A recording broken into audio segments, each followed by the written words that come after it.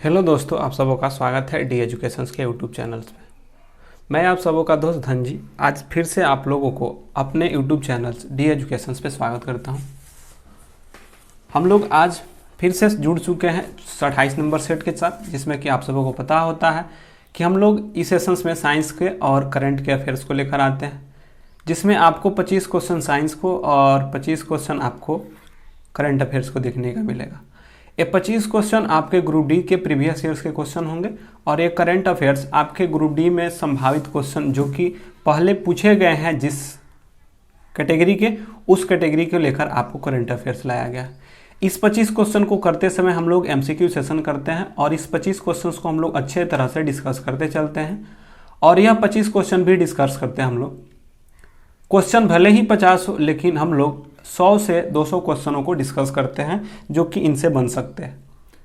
एक क्लास थोड़ा लंबा हो सकता है। प्रत्येक रात्रि हम लोग 9 बजे जुड़ते हैं, जो कि 9 बजे से करीब 10 साढ़े 10 बजे तक, और कभी कभी 11 बज जाता है, तो उतने देर में हम लोग ख़त्म कर लेते हैं। और इस क्लास को लेकर आने का एक मोटिव है कि हम लोग प्रत्येक दिन साइंस और करंट अफेयर्स के सेशंस को एंजॉय कर सकें और उससे जो बनने वाले क्वेश्चन हैं उसको हम लोग एक अच्छी तरह से प्रिपेयर कर सकें, क्योंकि हमारे पास अभी लगभग 1 महीना से अधिक समय है। तो प्रैक्टिस ही है जो कि हमको सफलता दिला सकती है, क्योंकि आप जब तक प्रैक्टिस नहीं करिएगा तब तक से नहीं। मैथ का आप मैथ भी बनाते हैं, रीजनिंग भी बनाते रहिए। हम लोग इसमें करंट के साथ साथ इसके स्टैटिक्स पोर्शंस को भी कवर करते हैं। तो एक बार क्लास को सभी लोग को शेयर कर दिया जाए और जल्दी से क्लास को जुड़ने के लिए बोल दिया जाए। एक और बात भाइयों, दोस्त मेरे, कि इस सेशंस में हम लोग क्या करते हैं ना, कि इस सेशंस में हम लोग साइंस के तो क्वेश्चन लेके आते हैं और जो करंट अफेयर्स होता है इसमें वैसे पोर्शन को कवर किया जाता है जो कि आपके क्वेश्चन वही होते हैं, लेकिन उससे रिलेटेड जितने भी टॉपिक्स होते हैं उनको कवर करते चलते हैं। तो आप लोगों का सेशन कैसे लगता है इस बात को कमेंट में ज़रूर लिखें, और आप लोगों को अच्छा लगता है तो लाइक भी करिए, अगर अच्छा नहीं लगता है तो डिसलाइक भी आप लोग कर सकते हैं, इसमें कोई बड़ी बात नहीं है। तो एक बार क्लास सभी दोस्तों के पास शेयर कर दीजिए। एक और बात कि जो यह पढ़ाया जाएगा उसका अगर आपको पीडीएफ चाहिए तो पीडीएफ के लिए आप D_edu सर्च करिए। टेलीग्राम पे जाकर D_edu सर्च करिएगा तो वहाँ पे डी एजुकेशंस का एक टेलीग्राम चैनल मिलेगा। उस टेलीग्राम चैनल पे आप क्या करिए कि ज्वाइन हो जाइए, और जितने भी इनसे 27 सेट इससे पहले हो चुके हैं, 27 सेट के वीडियो आपको मिल जाएंगे। उसके साथ साथ इसके जो पीडीएफ होंगे 28-27 जो भी पीडीएफ हैं उनको आपको पीडीएफ मिल जाएगा, जब से पीडीएफ पे बन रहा है। तो एक बार जल्दी से सभी लोग जुड़ जाइए और क्लास को स्टार्ट करते हैं। तो एक बार सभी लोग जुड़ गए तो एक बार सब लोग थम्सअप कर दीजिए, और थम्सअप के साथ आगे बढ़ पाते हैं, बढ़िए। तो चलिए, आज का सेट नंबर 28 का ये रहा आप लोगों के लिए पहला क्वेश्चन। और जब भी बैठिए पेन कॉपी लेकर बैठिए और बनाते रहिए। आप लोग आंसर करिएगा, तब तक से हम इससे जुड़े जितने भी क्वेश्चंस होते हैं उसको डिस्कस करते चलते हैं। आपको 10 वोल्ट का विभवांतर दिया है और आपको यहाँ पे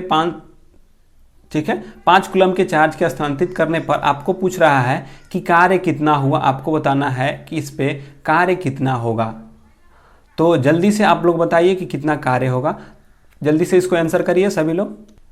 चलिए बनाइए तब तक से बता देते हैं। विभवांतर की अगर बात कहा जाए तो विभवांतर होता है, विभवांतर का एसआई मात्रक आप सबों को पता होता है कि वाट होता है। विभवांतर का एसआई मात्रक क्या होता है? वाट होता है। जबकि यह बिंदु के आवेश जो दे रहा है, तो आप सबों को पता है कि जो आवेश होता है, विभवांतर का एसआई मात्रक वोल्ट होता है। क्या होता है? वोल्ट होता है। जबकि शक्ति का एसआई मात्रक क्या होता है? वाट होता है। क्या होता है? वाट होता है। आवेश किसका मात्रक है? तो कूलम का मात्रक होता है। जबकि ऊर्जा और जो कार्य होते हैं उसका एसआई मात्रक क्या होता है? जूल होता है।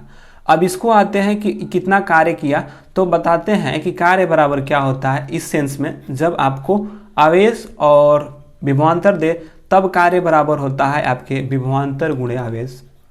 विभवांतर गुणे आवेश होता है। तो आपको पूछा कितना कार्य हुआ है, तो कार्य कितना है आपका, विभवांतर है 10 वोल्ट और ठीक है, विभवांतर है और आवेश कितना है 5 है। तो गुणा कर दीजिए, जब गुणा करिएगा तो 50 हो जाएगा। और आपसे पूछा कार्य कितना है, तो कार्य बताया था, तो आपको यहाँ पे अब सिंपली चेक करना था कि एसआई मात्रक क्या है। यहाँ पे 50 एम्पियर दे रहा है। एम्पियर किसका होता है, तो विद्युत धारा का होता है। जूल किसका होता है, तो कार्य और ऊर्जा का होता है, और कार्य और ऊर्जा ही पूछा है, तो सिंपली आपको यह बता देना था। जबकि सी जो कुलम्ब होता है यह आवेश का एसआई मात्रक होता है, और भी जो होता है वोल्ट जो होता है विभवांतर का होता है। तीन बातों को आप ध्यान रख सकते हैं। तो यह सिंपली आपको बनाना भी नहीं था, आपको सिर्फ यहाँ से चेक करना चाह रहा था कि कार्य का एसआई मात्रक आपको आता है या नहीं आता है। तो कार्य का एसआई मात्रक क्या होता है, जूल होता है, कार्य और ऊर्जा का, इसलिए इसका मात्रक जूल हो जाएगा। अगले क्वेश्चन की ओर बढ़ते हैं सर। 220 वोल्टेज के आउटपुट जनरेटर से 1100 वाट की पावर वाली मोटर को जोड़ने पर प्राप्त होने वाली विद्युत धारा क्या हुई।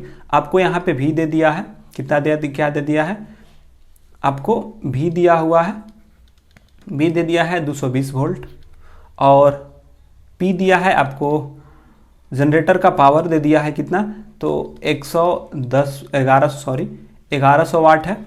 और आपसे आई पूछ रहा है कि आई क्या होगा। तो जल्दी से आप लोग एक बार बताएंगे कि इसका राइट आंसर क्या होगा। तो फटाफट से सभी लोग आंसर करेंगे कि इसका आंसर क्या होगा। और जब भी आप बैठिए पेन कॉपी लेकर बैठिए मेरे भाई, क्योंकि पेन कॉपी लेकर नहीं बैठिएगा तो फिर कैसे बनाइएगा। तो पेन कॉपी लेकर बैठिए ताकि आपको क्वेश्चन को बना सके। आपको क्वेश्चन बनाना है, तो जब क्वेश्चन आपको बनाना है तो कैसे बनाइएगा, तो बनाइए जल्दी से। तब तक से हम आपको बता देते हैं कि एक सूत्र आपको बताए होंगे कि P बराबर वी आई होता है। तो क्या हमको I निकालने के लिए कह सकते हैं वी आई बराबर P बाई वी, P बराबर वी आई होता है। जब P बराबर वी आई होता है तो क्या I बराबर P बाई वी हो सकता है। आपका P कितना दिया हुआ है, तो 1100 दिया हुआ है, तो 1100 लिख लीजिए। भी कितना है, तो 220 है, 220 लिख लीजिए। एक जीरो से क्या गलत हो गया कहीं, I बराबर P बाई वी, P कितना है आपका 1100 है, ठीक है, और यह कितना है 200 है। आप इसको डिवाइड करिएगा तो 11 दूना 22, ठीक है, और यहाँ से क्या मिला 10 ना, तो 5 कितना हो जाएगा 5। तो यह क्या था आपका, धारा था ना। धारा का एसआई मात्रा क्या होता है, एम्पियर होता है। तो कहेंगे कि 5 एम्पियर क्या है, इसका धारा का सूत्र होता है। क्योंकि आपको पता होता है कि P बराबर वी आई, इसका सूत्र था। इसी पर हम क्या किए, बना दिए। क्योंकि आपको पता है कि जब P बराबर वी आई होता है तो हमको I निकालने के लिए क्या P बाई वी लिख सकते हैं। और P आपको तो दिया ही था, कितना दिया था 1100 दिया था, और यह था 220। एक जीरो से एक जीरो कटाए, 11 दूना के 22, ऊपर बचा 10, नीचे बचा 2, 2 से कटाई कितने बार है 5 एम्पियर। तो धारा था इसलिए विद्युत धारा 5 एम्पियर हो जाएगा। आप सबको पता है। आगे आइए, आपको बताना है कि इका सिलिकॉन के नाम से जाना जाता है। किसे, सिलिकॉन को, जर्मेनियम को, गैलियम को या एल्यूमिनियम का आपको बताना है। इका सिलिकॉन किसे कहा जाता है, इका सिलिकॉन के नाम से किसे जाना जाता है। तो फटाफट से इसका आंसर करेंगे, इका सिलिकॉन। चलिए फटाफट से आंसर करिए, सभी लोग फटाफट से आंसर करिएगा। क्योंकि आपको पता है कि जब मेंडलीफ साहब ने, जो मेंडलीफ साहब थे, मेंडलीफ साहब ने जब आवर्तों का वर्गीकरण कर रहे थे तो उन्होंने कुछ जगहें जो कि खाली छोड़ दी थी, जो कि बाद में जोहे गए। तो जिन जगहों को उन्होंने खाली जगह छोड़ा था उसमें आता है, एक आता है कौन सा, इका सिलिकॉन, जो कि अभी आपका क्वेश्चन है, इका सिलिकॉन। अब इनके स्थान पे जो खाली जगह छोड़ा था जिसे इके सिलिकॉन कहा था, इनके जगह पे कौन आया, एक आता है इक्का बोरॉन। क्या आता है, इक्का बोरॉन आते हैं सर। और एक आता है इक्का सिलिकॉन, इक्का बोरॉन, और एक आता है इक्का एल्यूमिनियम आता है। क्या आता है, इक्का एल्यूमिनियम आता है।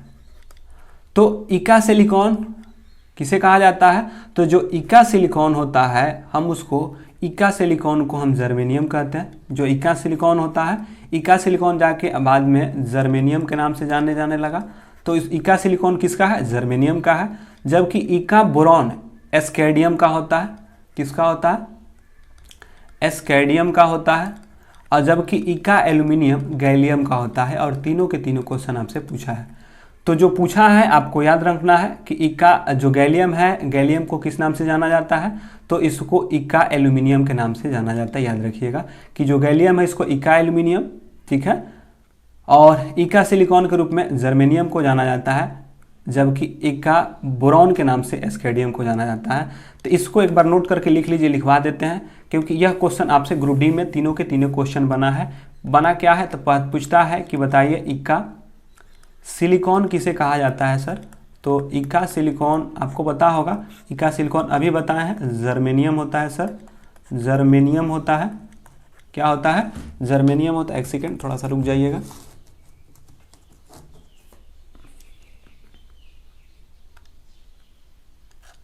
एक सेकेंड थोड़ा सा, हाँ वेट कर लिए, चलिए सही बात है। आइए, इक्का सिलिकॉन किसको कहते हैं, जर्मेनियम को कहते हैं सर। और एक आता है इक्का बोरॉन, बोरॉन में जाएंगे इसके जहाँ, इसलिए कहते हैं इक्का बोरॉन कौन होता है, एस्केडियम होता है, एस्केडियम होता है। और एक होता है इक्का एल्यूमिनियम सर, एल्यूमिनियम, इक्का एल्यूमिनियम से कहते हैं गैलियम।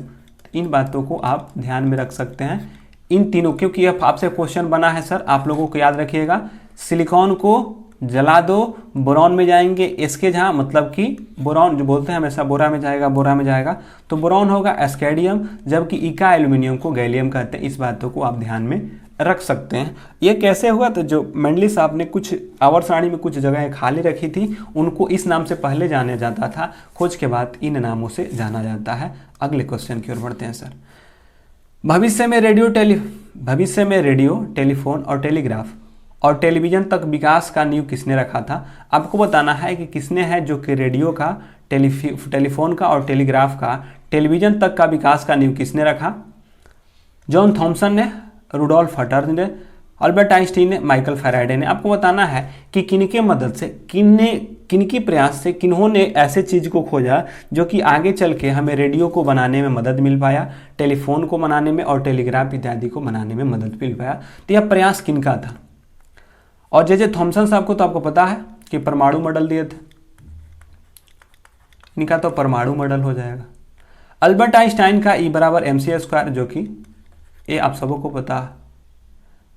जबकि विद्युत चुंबक माइकल फैराडे, जो माइकल फैराडे किसे हैं, तो विद्युत चुंबकीय प्रेरण से संबंधित है, तो यह तो विद्युत चुंबकीय प्रेरण से संबंधित होगा। जबकि हेनरी हटर्ज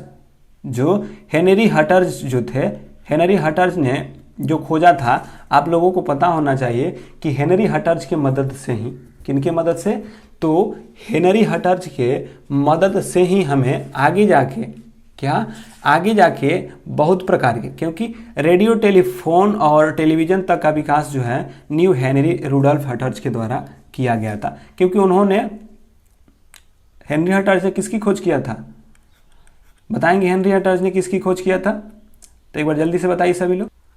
तो इसका राइट आंसर क्या हो जाएगा, बी हो जाएगा। आइए अगले क्वेश्चन की ओर बढ़ते हैं। चलिए, आपको बताना है सर, बताइए कि गतिशील वस्तु की गतिज ऊर्जा किस पर निर्भर करता है। आपको बताना है इसके वजन पे, इसके स्थान पर, इसके द्रव्यमान पर, इसके स्थान पर, बताइए किस पे। तो आपको पता है, तब तक से कुछ और जान लेते हैं, क्योंकि आपसे पूछता है कभी कभी कि यांत्रिक ऊर्जा क्या होता है, तो हम PE प्लस के, आप लोग आंसर करते रहिए, PE और KE को मिलाकर, यानी पोटेंशियल एनर्जी और काइनेटिक एनर्जी को मिलाकर हम यांत्रिक ऊर्जा कहते हैं। पोटेंशियल एनर्जी बराबर PE बराबर होता है mgh। पोटेंशियल एनर्जी को स्थितिज ऊर्जा कहते हैं, और स्थिति में परिवर्तन के कारण या उसके अवस्था में परिवर्तन के कारण जो कार्य करने की उसमें क्षमता आ जाती है, जो उसमें ऊर्जा संचित हो जाता है, उसको हम कहते हैं PE। जबकि काइनेटिक एनर्जी KE बराबर होता है ½ mv²। तो जो काइनेटिक एनर्जी होता है उसके द्रव्यमान और वेग पे, क्या, तो उसके द्रव्यमान और वेग पे निर्भर करता है। तो ऑप्शन डी जो था द्रव्यमान और वेग था, तो इसका राइट आंसर क्या हो जाएगा, द्रव्यमान और वेग पे निर्भर करता है। इस बातों को ध्यान में रखेंगे। तो गति के कारण जो उसमें ऊर्जा निहित हो जाती है, गति और द्रव्यमान जिसमें होता है, किसी कण के द्रव्यमान में उसके गति के कारण से जो ऊर्जा उत्पन्न होती है उसको हम गतिज ऊर्जा कहते हैं। इस बातों को भी आप जानते हैं भली भांति से। अगले क्वेश्चन की ओर बढ़ते हैं। यदि हम पेड़ की शाखा को तेजी से हिलाएं तो पत्ती पेड़ से अलग हो जाती है। यह कुछ कि माने किसके कारण से होता है? मुक्त पलायन के कारण से, जड़त्व के कारण से, वेग के कारण से, आवेग के कारण से। आपको बताना है, आप लोग आंसर करिए तब तक से जान लेते हैं। न्यूटन साहब के 3 नियम आते हैं। पहला गति का प्रथम नियम जिसे जड़त्व का नियम भी कहा जाता है। और जड़त्व के 2 नियम होते, एक होता है गति जड़त्व और दूसरा होता है विरामा जड़त्व। ठीक है, पहला से हमें जड़त्व की परिभाषा मिलती, माने जड़त्व की पता चलती है, और न्यूटन की गति के पहले नियम से ही हमें बल की परिभाषा भी मिलती है। इस बातों को भी ध्यान में आप रख सकते हैं। तो गति के कारण जो उसमें जड़त्व उत्पन्न होती है, क्योंकि आपको पता है प्रत्येक वस्तु गति में है तो गति में रहना चाहती है, और वस्तु विराम में है तो विराम में रहना चाहती है। तो गति के कारण जो उसमें गति रहना चाहेगी तो गति जड़त्व होगा, और विराम के कारण जो उसमें विराम रहने के गुण आ जाती है, जड़त्व के गुण आती है, उसे विरामा जड़त्व कहते हैं। यह न्यूटन का क्या है? प्रथम नियम है। अब आपसे पूछ रहा है कि पेड़ के शाखा को जब तेजी से हिलाते हैं तो पत्तियां पेड़ से अलग हो जाती है, क्यों? क्योंकि पत्ती अभी विराम अवस्था में है और यह विराम अवस्था में ही रहना चाह रही है। जब यह विराम अवस्था में रह रही टहनी इसको हिला रहे हैं तो अपने आप को क्या कर रही है? विरोध कर रही है, अपने गति का क्या कर रही है? विरोध कर रही है, जिससे क्या होते हैं? वह मुक्त रूप से नीचे गिर जाते हैं, पत्ती नीचे गिर जाती है। या पेड़ पे लगे फल को हम हिलाते हैं तो पेड़ का जो फल है वह अपने को जड़त्व में रखने के कारण जब आप उसके टहनी को हिलाते हैं तो टहनी तो गति में हो जाता है, लेकिन वह जो फल होता है अपने को जड़त्व में यानी कि विरामा जड़त्व में रखने का प्रयास करता है।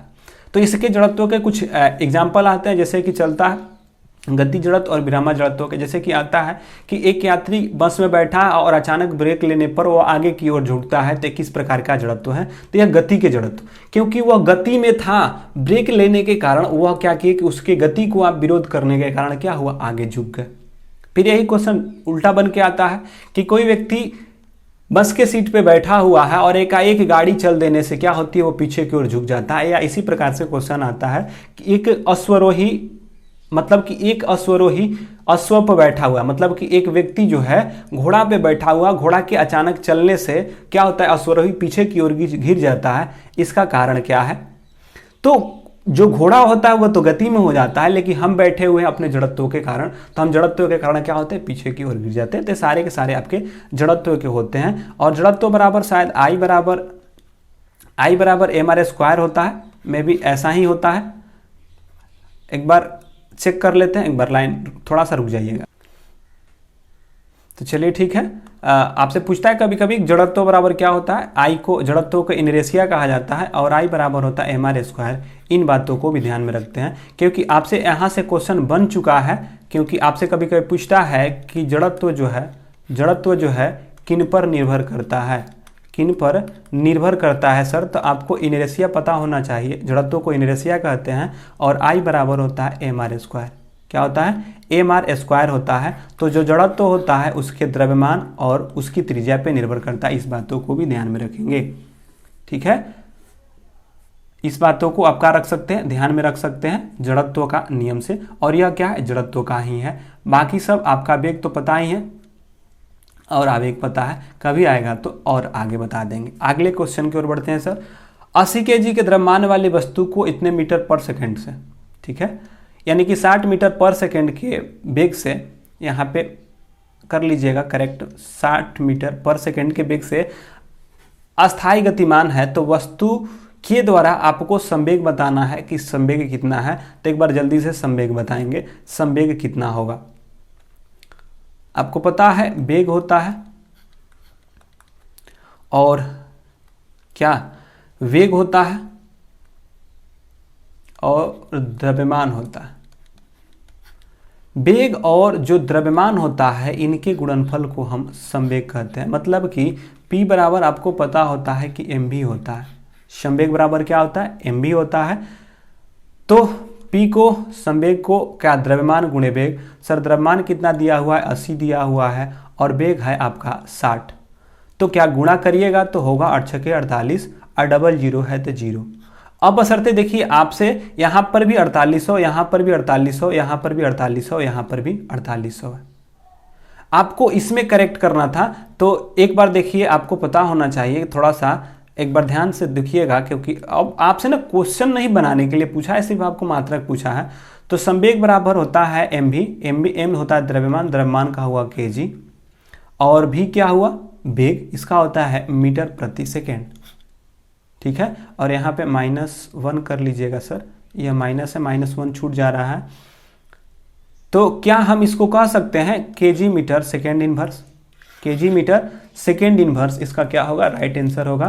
तो 4800 kg मीटर सेकेंड इनवर्स इसका राइट आंसर। क्योंकि आपसे कुछ नहीं, द्रव्यमान का संवेग का है मात्रक ही पूछा था, और संवेग का मात्रक कैसे निकाले सर, तो देखिए निकालना बता देते हैं। सबको पता है कि P बराबर mv होता है, और m क्या है, द्रव्यमान है सर, द्रव्यमान है, और v क्या है, वेग है सर। तो वेग, द्रव्यमान का होता है kg, और वेग का होता है क्या होता है, मीटर प्रति सेकेंड। दोनों गुणनफल में है, तो क्या इसको गुणा कर सकते हैं, मीटर प्रति सेकेंड, या इसी को लिख सकते हैं हम kg मीटर सेकेंड इनवर्स। और यही आपसे क्वेश्चन पूछा था, जो कि इसका राइट आंसर हो जाएगा। यहाँ पे 4800 kg मीटर सेकेंड इनवर्स है, इस बातों को भी आप ध्यान में रखेंगे। अगले क्वेश्चन की ओर बढ़ते आइए। कार्बन डाइऑक्साइड के 1 मोल में, आपको बताना है कि कार्बन डाइऑक्साइड है उसके 1 मोल में होते हैं, कार्बन डाइऑक्साइड के 22 इतने, मतलब कि कितने बताना है, कितने होते हैं। यानी कि कार्बन डाइऑक्साइड में क्या 22 ग्राम होते हैं। कार्बन डाइऑक्साइड के 6 × 10 के पावर, यहाँ पे एक गुणा नहीं है, यह क्या है 10 के पावर 23 है, यहाँ पर भी क्या है 23 है, और यहाँ पर भी क्या है 23 है। फिर से लिख लेते हैं इसका, यहाँ पर देखिए 6 × 10 के पावर 23 है, यहाँ पे 6.02 × 10 के पावर 23 है, और यहाँ पे जो है 6 एक माइनस में होगा, रुकिए 1 सेकंड लिख लेते हैं। आपको यहाँ पे ऑप्शन बता देते हैं, पहले ऑप्शन में क्या, एक बार डिलीट कर लेते हैं, 1 सेकंड रुक जाइएगा, हबड़ाइएगा मत भाई मेरा, थोड़ा सा वेट कर लो। आज समय आपको बस लग रहा है, थोड़ा सा लगेगा, और बाकी कुछ नहीं होगा, सजा देते हैं। उसके बाद देखिए यहाँ पे 23 नहीं है, यहाँ पे ऊपर 23 है प्लस में, और यहाँ पर भी 23 ऊपर ही है प्लस में, और यहाँ पे 23 ऊपर है लेकिन होता है माइनस में। आपको बताना है कि 6.02 × 10 के पावर -23, 6.02 × 10 के पावर 23, और कि 6 × 10 के पावर 23 या 22 ग्राम। आपको बताना है 1 मोल कार्बन डाइऑक्साइड में कितना होता है, बताइए जल्दी से कितना होता है। 6.02 × 10 के पावर 23 या -23, या 6 × 10 के पावर 23 या 22 ग्राम होता है। तो फटाफट से सभी लोग बताएंगे कितने अणु होते हैं। तो सर आपको पता है ना कि अणुओं की संख्या सभी में क्या होगा, 1 मोल में जो होता है अणुओं की संख्या जो होता है, 1 मोल में किसी भी 1 मोल, मतलब कि कोई भी अगर 1 मोल में अणु की संख्या अगर पूछे तो कुछ नहीं करना होता है, 6.22 × 10 के पावर 23 होता है। इस बातों को ध्यान में रखिएगा। यहाँ पे -23 नहीं होता है, यही क्या होता है, हम लोग हमेशा कंफ्यूजिंग रहते हैं। तो यह अणु होता है, अणु में यहाँ पे माइनस नहीं होता, इस बातों को ध्यान में रखिएगा। तो कि 6.022 × 10 के पावर 23 होता है, तो इसका राइट आंसर सी हो जाएगा। अगले क्वेश्चन की ओर बढ़ते हैं सर। तरल अवस्था से गैसीय अवस्था में रूपांतरण को क्या कहते हैं। आपका एक द्रव अवस्था में है और उसका गैस अवस्था में परिवर्तन को आप क्या कहते हैं, ठीक है, इस क्रिया को बताइए। और एक और बात यहाँ से बता दीजिएगा कि ठोस से द्रव बनने की घटना को क्या कहते हैं, और द्रव से गैस बनने की घटना को क्या कहते हैं, ठीक है। और यही क्रिया जस्ट उल्टा हो जाए तो क्या कहा जाएगा, और यही क्रिया उल्टा हो तो क्या कहा जाएगा। तो पहले जो क्वेश्चन है उसका आंसर करिए कि तरल अवस्था से जब गैसीय अवस्था में रूपांतरण होता है तो क्या कहा जाता है, ऑक्सीकरण, वाष्पीकरण, ऊर्ध्वपातन या संघनन। और एक और क्रिया बनता है ठोस से डायरेक्ट गैस की क्रिया को क्या कहते हैं, उसको क्या कहते हैं। तो इसका पहले आंसर ले लीजिए कि कोई द्रव है, तरल अवस्था है, वह गैस में बदलने की क्रिया को हम क्या कहते हैं, क्या कहते हैं, तो वाष्पीकरण कहते हैं। इस बातों को ध्यान में रखिएगा। एक बार इस कॉन्सेप्ट को थोड़ा सा समझ लेते हैं। देखिए ठोस है सर, ठोस सॉलिड, और यह हो गया द्रव जिसे लिक्विड कहते हैं, और यह हो गया सर आपका गैस, ठीक है। जब आप ठोस से द्रव में बनाते हैं इस घटना को क्या कहते हैं, गलन कहते हैं। क्या कहते हैं, गलन कहते हैं। द्रव से गैस में बदलने की क्रिया को वाष्पन कहते हैं। क्या कहते हैं, वाष्पन कहते हैं। और डायरेक्ट ठोस से गैस हो जाए, इस क्रिया को ऊर्ध्वपातन कहते हैं। क्या कहते हैं? ऊर्ध्वपातन कहते हैं। अब देखिए, गैस से अगर द्रव बनने क्रिया को संघनन कहते हैं। गैस से अगर द्रव बन जाए घटना, उसको संघनन कहते हैं। और द्रव से ठोस में बनने की क्रिया को हम क्या कहते हैं? हिमीकरण कहते हैं। इस बातों को ध्यान में रखिएगा, ठीक है। ठोस से द्रव को गलन, द्रव से गैस को वाष्पन, और ठोस से डायरेक्ट गैस की क्रिया को ऊर्ध्वपातन कहते हैं। जबकि गैस से द्रव में बदलने की क्रिया को हम संघनन, द्रव से ठोस में बदलने की क्रिया को हम हिमीकरण कहते हैं। इन बातों को भी ध्यान में रख सकते हैं। और आपसे क्वेश्चन क्या था सर कि द्रव से डायरेक्ट क्या हो रहा है? द्रव से गैस बन रहा है तो वाष्पन कहेंगे। ऊर्ध्वपातन क्या होता है सर? तो ऊर्ध्वपातन हम इसको कहते हैं, किसको कहते हैं? तो ठोस से डायरेक्ट गैस में बदल जाता है, इस क्रिया को हम क्या कहते हैं? ऊर्ध्वपातन कहते हैं। ऊर्ध्वपातन को ही सब्लिमेशन कहा जाता है। संघनन क्या होता है सर ना कि यही उल्टा हो जाता है। जब गैस क्या हो जाता, जब गैस क्या हो जाता, द्रव में परिवर्तित हो जाता, तो उस क्रिया को हम संघनन, कंडेंसन कहते हैं।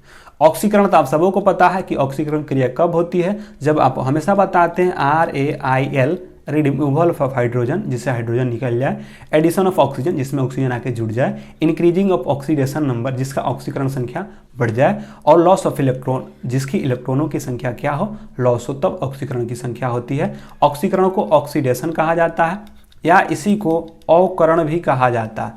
अवकारक कहा जाता है। ऑक्सीकरण और अवकरण अलग है, तो इसको ऑक्सीकरण को ऑक्सीडेशन, अवकारक और उपचयन या अपचयन ऐसे करके कुछ आता है। आगे बढ़ते हैं। कौन सा परमाणु के बारे में बताना है? कौन सा परमाणु के बारे में सही नहीं है? आपको बताना है कि जो परमाणु के बारे में कौन सी बातें हैं जो सही नहीं बताई गई हैं। दो तत्वों के परमाणु समान होते हैं, और यहाँ पे जो लिखा हुआ, ये लिखा हुआ है, कैसे लिखा हुआ है?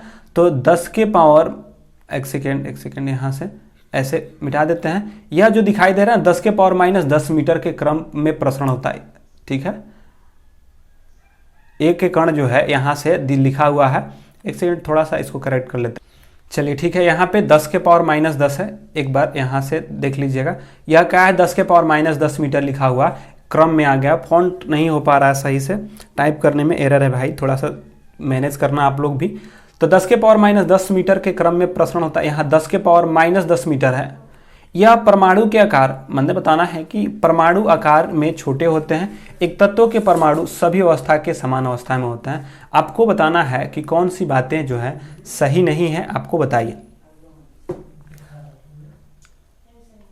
तो फटाफट से इसका आंसर करेंगे मेरे भाई। और भाई आप लोगों को एक जानकारी बता दें कि आपको पीडीएफ के लिए आप लोग एक बार, जो लोग लेट से जुड़े हैं वो ये क्या कर सकते हैं कि एक जो आपका टेलीग्राम चैनल है D_edu,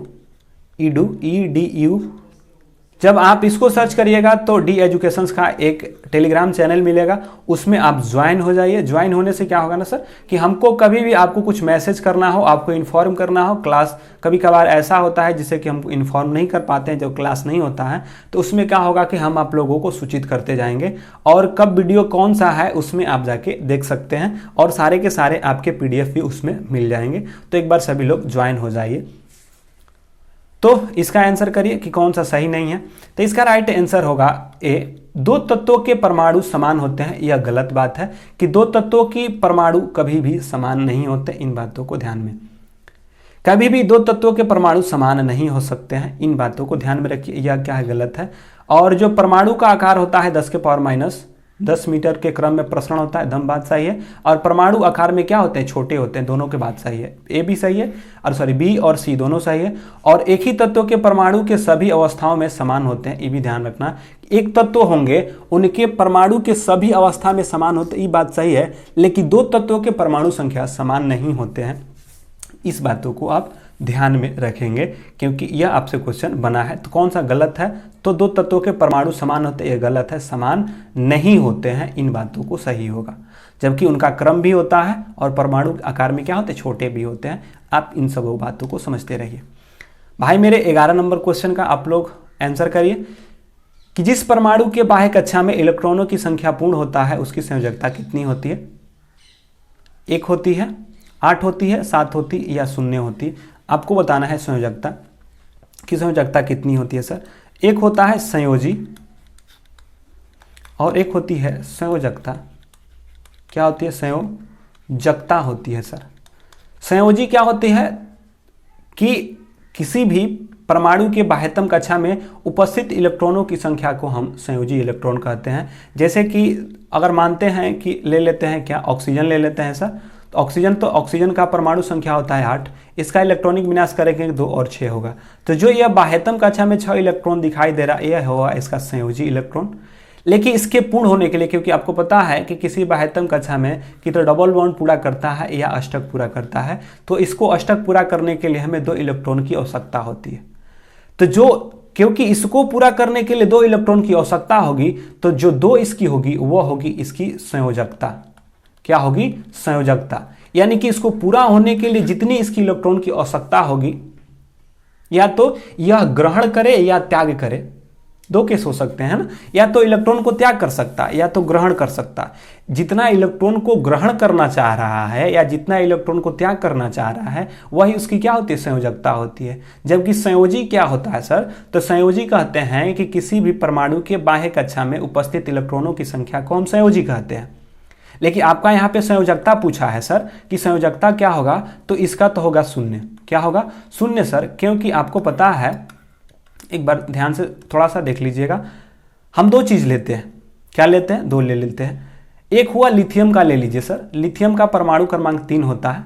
जो लिथियम होता है, सॉरी यहाँ से एक बार डिलीट इसको कर लेते हैं। एक बार ध्यान से देखिएगा कि जो लिथियम होता है इसका परमाणु क्रमांक 3 होता है और इसका इलेक्ट्रॉनिक विन्यास करिएगा तो 2 1 होगा। और वहीं ऑक्सीजन अभी लेके दिखाए हैं आपको, तो क्या हुआ? 8 होता है और इसका इलेक्ट्रॉनिक विन्यास 2 और 6 होगा।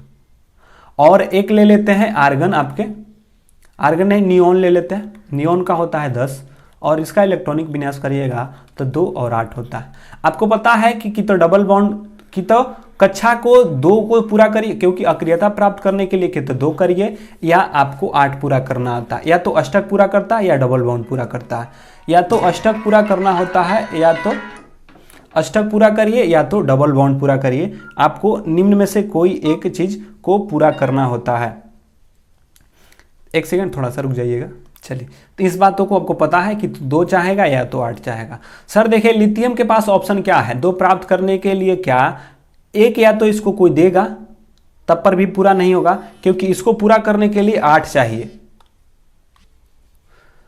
तो आपको पता है कि क्योंकि यह है तो इसको कोई पूरा होने के लिए 8 नहीं देगा, 7 देगा नहीं देगा, तो यह क्या करेगा? एक त्याग करेगा। तो जितना त्याग किया, यह क्या हुआ? लिथियम की संयोजकता है, तो लिथियम की संयोजकता 1।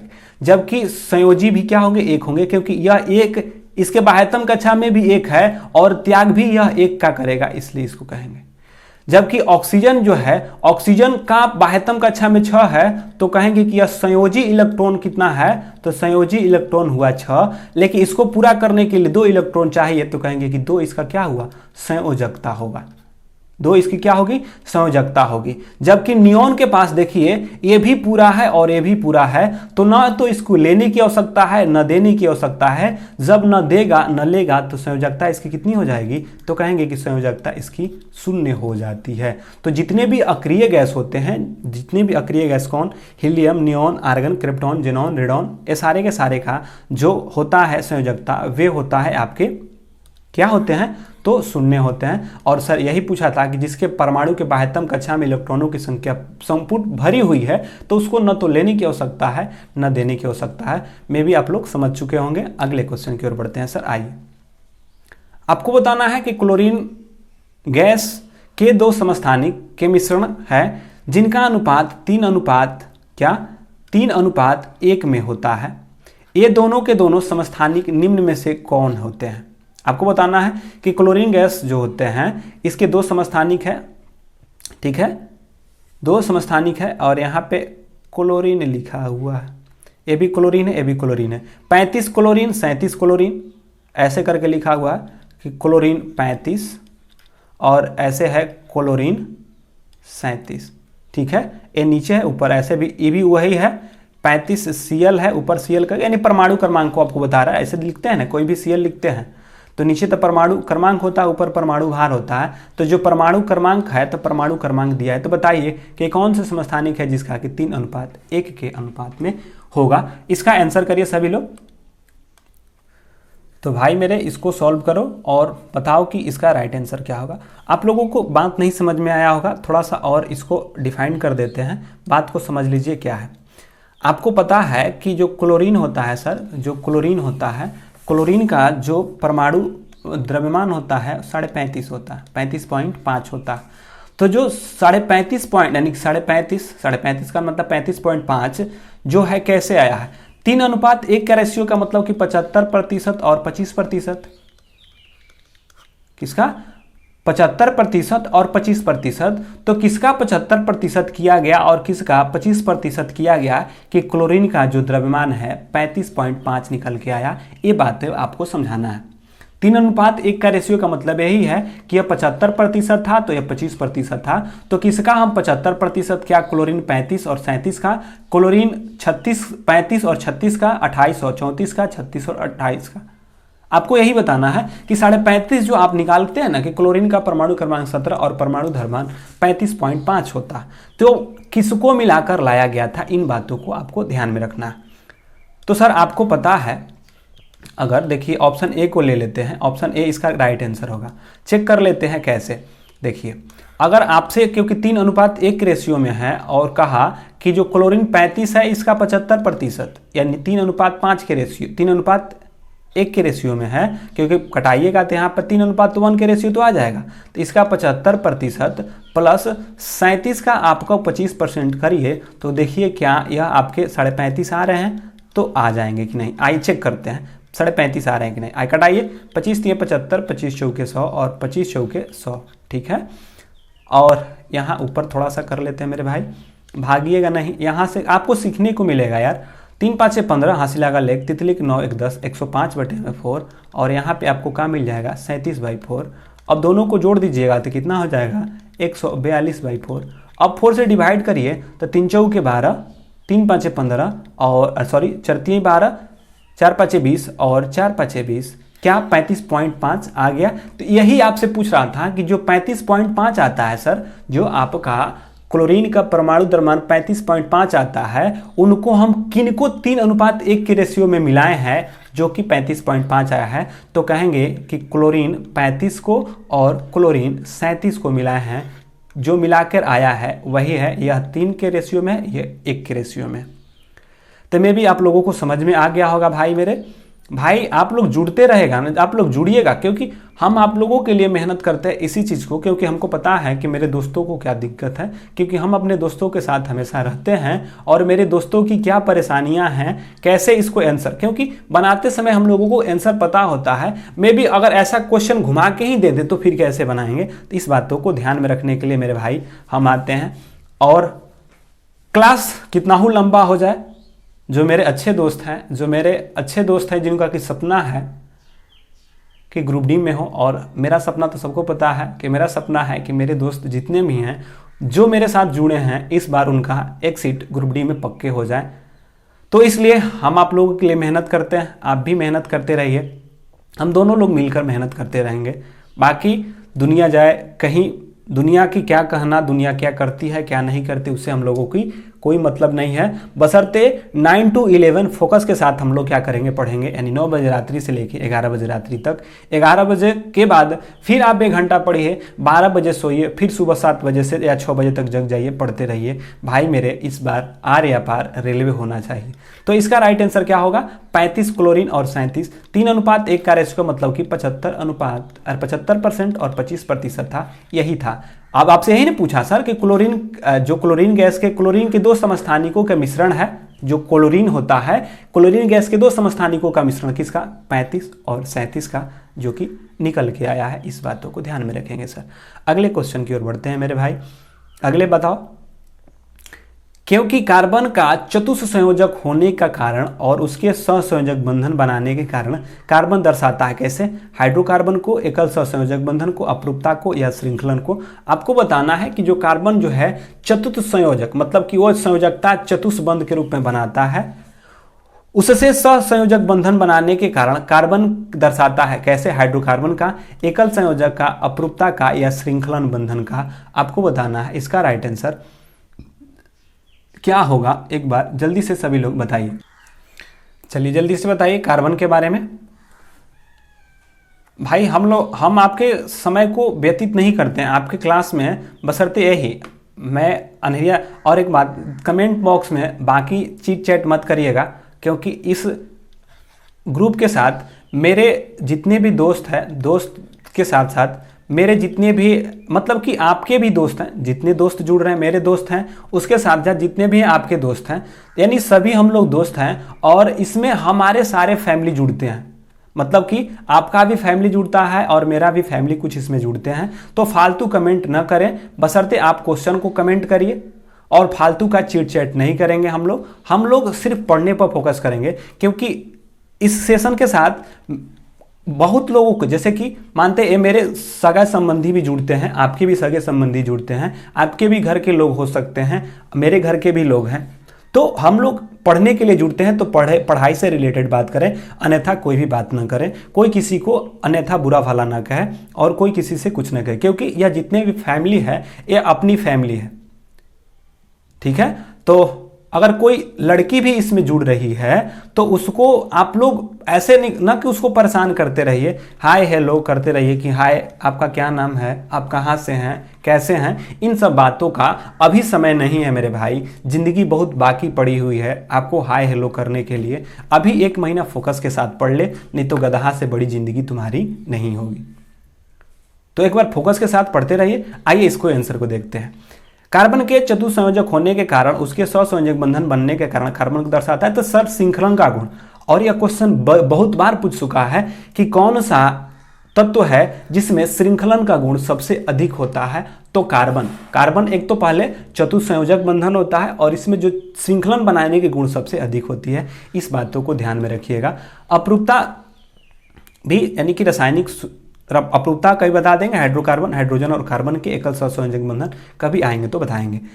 अगले, छठवें आवर्त में कितने तत्व हैं आपको बताना है। कि जो छठवां आवर्त है ऐसे चलता है उसको आवर्त कहते हैं सर, ऐसे चलता है उसको उदग्र कहते हैं, ठीक है।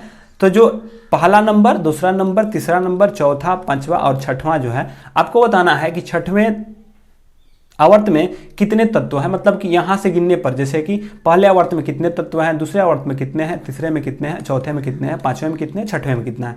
तो आपको बताना है कि आपसे डायरेक्ट पूछा है छठवें आवर्त में कितने हैं, तो फटाफट से सभी लोग आंसर करेंगे। और सभी को मैं भी पता होगा, मेरे दोस्त इतने तो काबिल हैं जो कि इसको निकाल सकते हैं। चलिए मेरे भाई करो।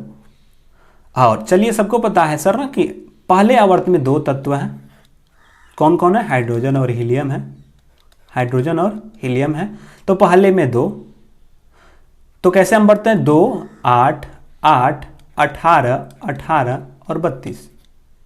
पहले में 2, दूसरे में 8, तीसरे आवर्त में 8, चौथे में 18, पांचवें में 18 और छठे में 32 होता है। तो आपसे पूछा था छठवें आवर्त में कितने तत्व होते हैं? 32। सातवें आवर्त में 32 से ऊपर है क्योंकि वह आपूर्ति नहीं है, उसको अभी कुछ ऐसे जगह है जिसको छोड़ा गया है। तो ऐसे आपके पूछते हैं। तो पहले में 2, दूसरे में 8, तीसरे में 8, 18, 18, 32। तो इसका क्रम याद रखिएगा, 2, 8, 8, 18, 18, 32। तो पहले में 2, दूसरे में 8, तीसरे में 8, चौथे में 18, पांचवें में 18 और छठे में 32 तत्व होते हैं। इन बातों को ध्यान में रखिएगा। ऐसे करिएगा ना तो 1, 2 और दूसरे में करिएगा तो 8 को संख्या मिलेगा, तीसरे में 18 को, चौथे में 18 को, पांचवें में 1, 2, 3, 4, 5 और छठवें में कितना हो जाएगा सर? 32 हो जाएंगे। इस बातों को ध्यान में रखिएगा।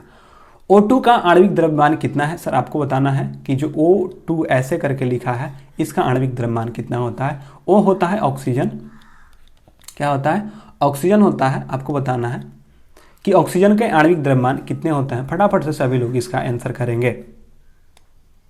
तो फटाफट से आंसर करिए कि O2 का आणविक द्रव्यमान कितना होता है सर, जल्दी से फटाफट।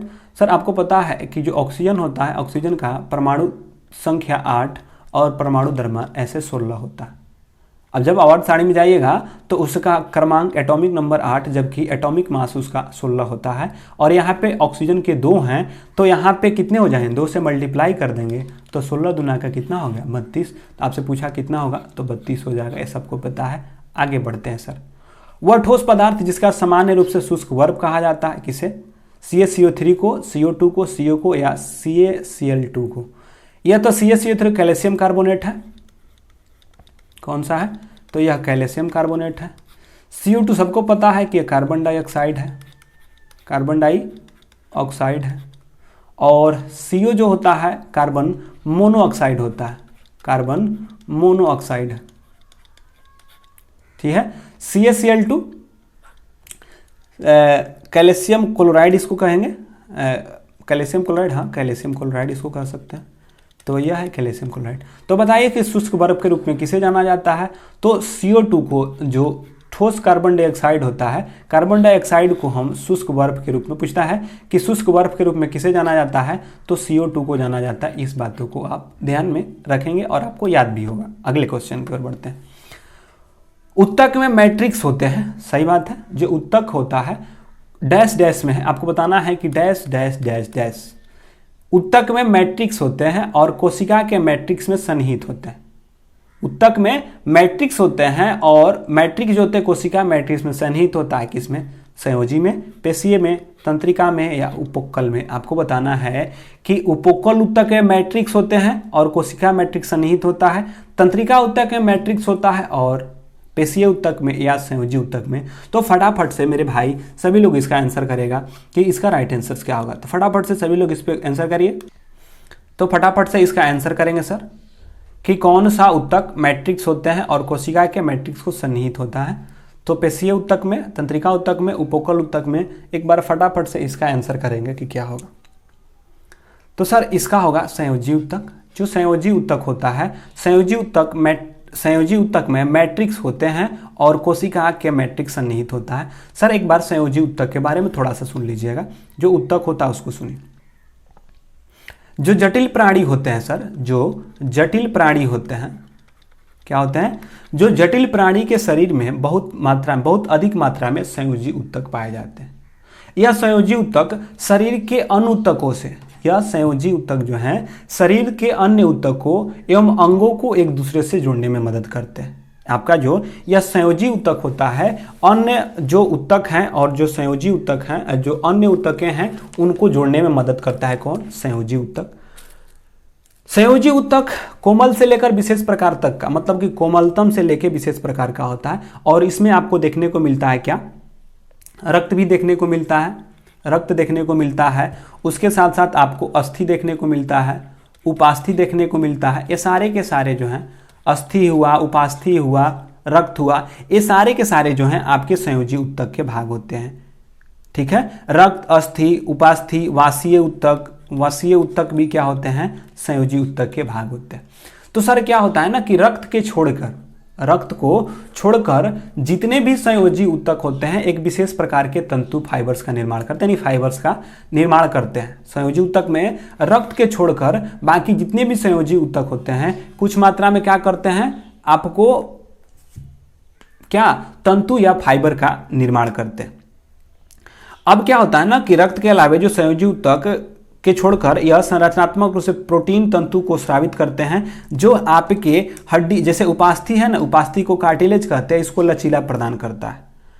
तो उसमें कुछ प्रकार के कोलेजन या स्टालिन होता है, उसको स्रावित करता है, जिससे कि आपका अस्थि, उपास्थि क्या हो सके, लचीलापन बना रहे। जो कोशिका तंतु के बीच जमा होकर मैट्रिक्स बनाता है। तो आपको ध्यान रखना है ना कि रक्त के अलावा जितनी भी अस्थियां होती हैं यह मैट्रिक्स का भी स्रावित करती है और कुछ मात्रा में अन्य पदार्थों का भी स्रावित करती है, याद रखिएगा। जैविक विविधता के आधारभूत स्रोत क्या है, उत्परिवर्तन, वंशानुक्रम, कॉस्मिक विकास या किण्वक। बताइए कि जैविक विविधता की आधारभूत स्रोत क्या है, जो जैविक विकास है इसकी आधारभूत स्रोत क्या है। तो एक बार फटाफट से सभी लोग इसका आंसर करेंगे सर। तो लगे रहिए और आंसर करते रहिए। जिसको नींद आएगा, कल ही बता दिए थे कि नींद आना मतलब कि आपको नौकरी से दूर करना का एक निशान है। तो नींद ना आए, जो नींद आएगा। और एक और बात कि ज़्यादा कॉन्फिडेंस भी एक दूसरे को लेकर डूब जाता है।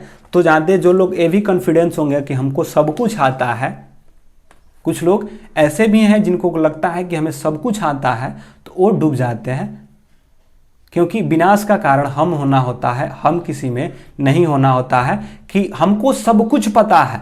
जिसको सब कुछ पता होता है उसको कुछ पता नहीं होता। इस बातों को ध्यान में रखिए। हर दिन हर रोज आप एक नए चीज़ों का सीखने का प्रयास करें। हर दिन आप क्या करिए, सीखते रहिए। सीखने का ही गुण होता है। और कुछ लोग ऐसे भी होते हैं जो कि लगता है कि हमें आता है, तो भाई मेरे, किसी को हर कुछ का ज्ञान, आप जितने बार हर बार अगर वीडियो को कुछ देखते हैं तो हर बार एक नया चीज़ सीखने को मिलता है। हो सके आपको 100% में से आप 90% जानते हो और 10% ऐसी बातें हो जिसको कि आप नहीं जानते हैं, और यह 10% आपको शायद मेरिट दिला सकता है। तो आप भी जुड़े रहिए। ऐसा नहीं कि आप बीच में ही भाग जाते हैं। और यह प्लेटफॉर्म कोई YouTube एक प्लेटफॉर्म ऐसा है जो कि आपको पढ़ने का एक मोटिव देता है, ना को चिट चैट करने का। कुछ लोग ऐसे भी होते हैं कि इस प्लेटफॉर्म से मस्ती मजाक के लिए जुड़ते हैं, तो मस्ती मजाक के लिए प्लेटफॉर्म नहीं है भाई। मस्ती मजाक के लिए आप अगले प्लेटफॉर्म पे जा सकते हैं। हम लोग इसमें सीरियसली होकर ग्रुप डी की तैयारी में जुड़ चुके हैं, जिससे कि हम लोग एक सीट पक्की कर सके। तो आप लोग जुड़े रहिए। आइए सर, जैव विविधता की आधारभूत स्रोत क्या है? तो जो जैव विविधता है इसकी आधारभूत क्या है? तो जैव विविधता की आधारभूत स्रोत होता है उत्परिवर्तन। क्या होता है?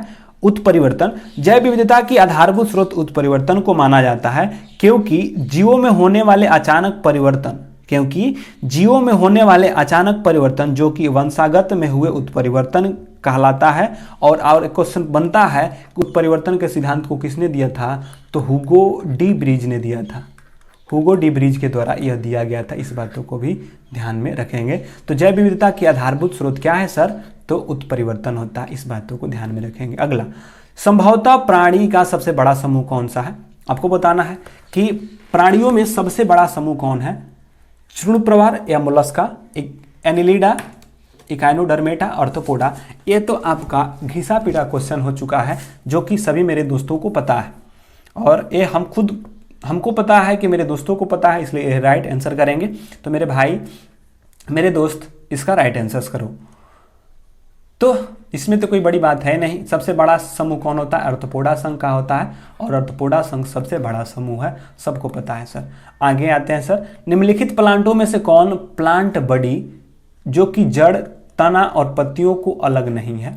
आपको बताना है कि कौन सा प्लांट में आपको ऐसा नहीं देखने को मिलेगा जिसमें कि जड़, तना और पत्ती अलग नहीं होता है। तो आपको बताए थे, आपको पता होगा कि एक होता है थैलोफाइटा संघ। क्या होता है? थैलोफाइटा। दूसरा होता है ब्रायोफाइटा और तीसरा होता है टेरिडोफाइटा। ठीक है, थैलोफाइटा, ब्रायोफाइटा और टेरिडोफाइटा।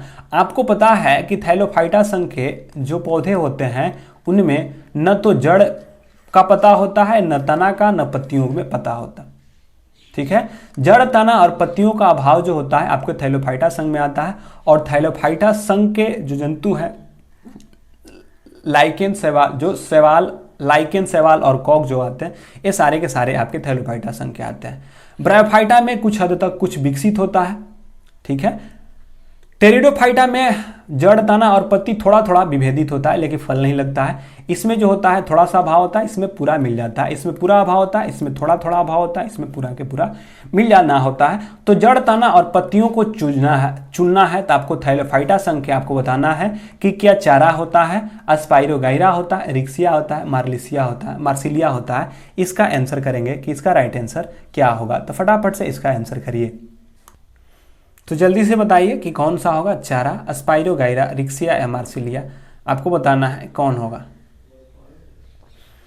तो सर जो थैलोफाइटा संघ का है पौधा है वह है एस्पाइरोगाइरा। क्या है? अस्पाइरोगाइरा जो है थैलोफाइटा समूह का, क्या? अस्पाइरोगाइरा थैलोफाइटा संघ का एक क्या है? पौधा होता है। अस्पाइरोगाइरा थैलोफाइटा संघ का जो शैवाल आता है, शैवाल है, और शैवाल में पर्णहरित युक्त संवहनीय उत्तक रहित होता है। मतलब कि इसमें कोई भी संवहन उत्तक नहीं होता है। इस बातों को ध्यान में रखेंगे। नहीं इसमें जड़, तना और पत्ती में विभेदित होता है। तो अस्पाइरोगाइरा जो होता है ये आपके थैलोफाइटा संघ के शैवाल होते हैं। क्या होते हैं? शैवाल होते हैं। इस बातों को ध्यान में रखिएगा। अगले क्वेश्चन की ओर बढ़ते। 21 नंबर, ये पुंकेसर का भाग है। आपको बताना है कि कौन पुंकेसर का भाग होता है। पुंकेसर बताना है। पुंकेसर मतलब क्या? पुरुष वाला भाग ना। तो आपको बताना है कि कौन सा पुरुष वाला भाग होता है, ठीक है, जिसे पुरुष को ही नर वाला पार्ट भी कहा जाता है। तो पुरुष और नर वाला पार्ट पुंकेसर का कौन सा भाग है? परागकोश अंडाशय, परागकोश पुंतंतु, परागकोश वर्तिकाग्र, परागकोश या वर्तिका। आपको बताना है कि कौन सा होता है। तो जल्दी से बताइए कि कौन ऐसे पार्ट हैं जो कि पुरुष का एक हिस्सा है, पुंकेसर का एक हिस्सा है। तो जल्दी से मेरे भाई बताएगा, मेरे भाई सबों को पता है? हाँ पता होगा भाई, करो आंसर जल्दी से,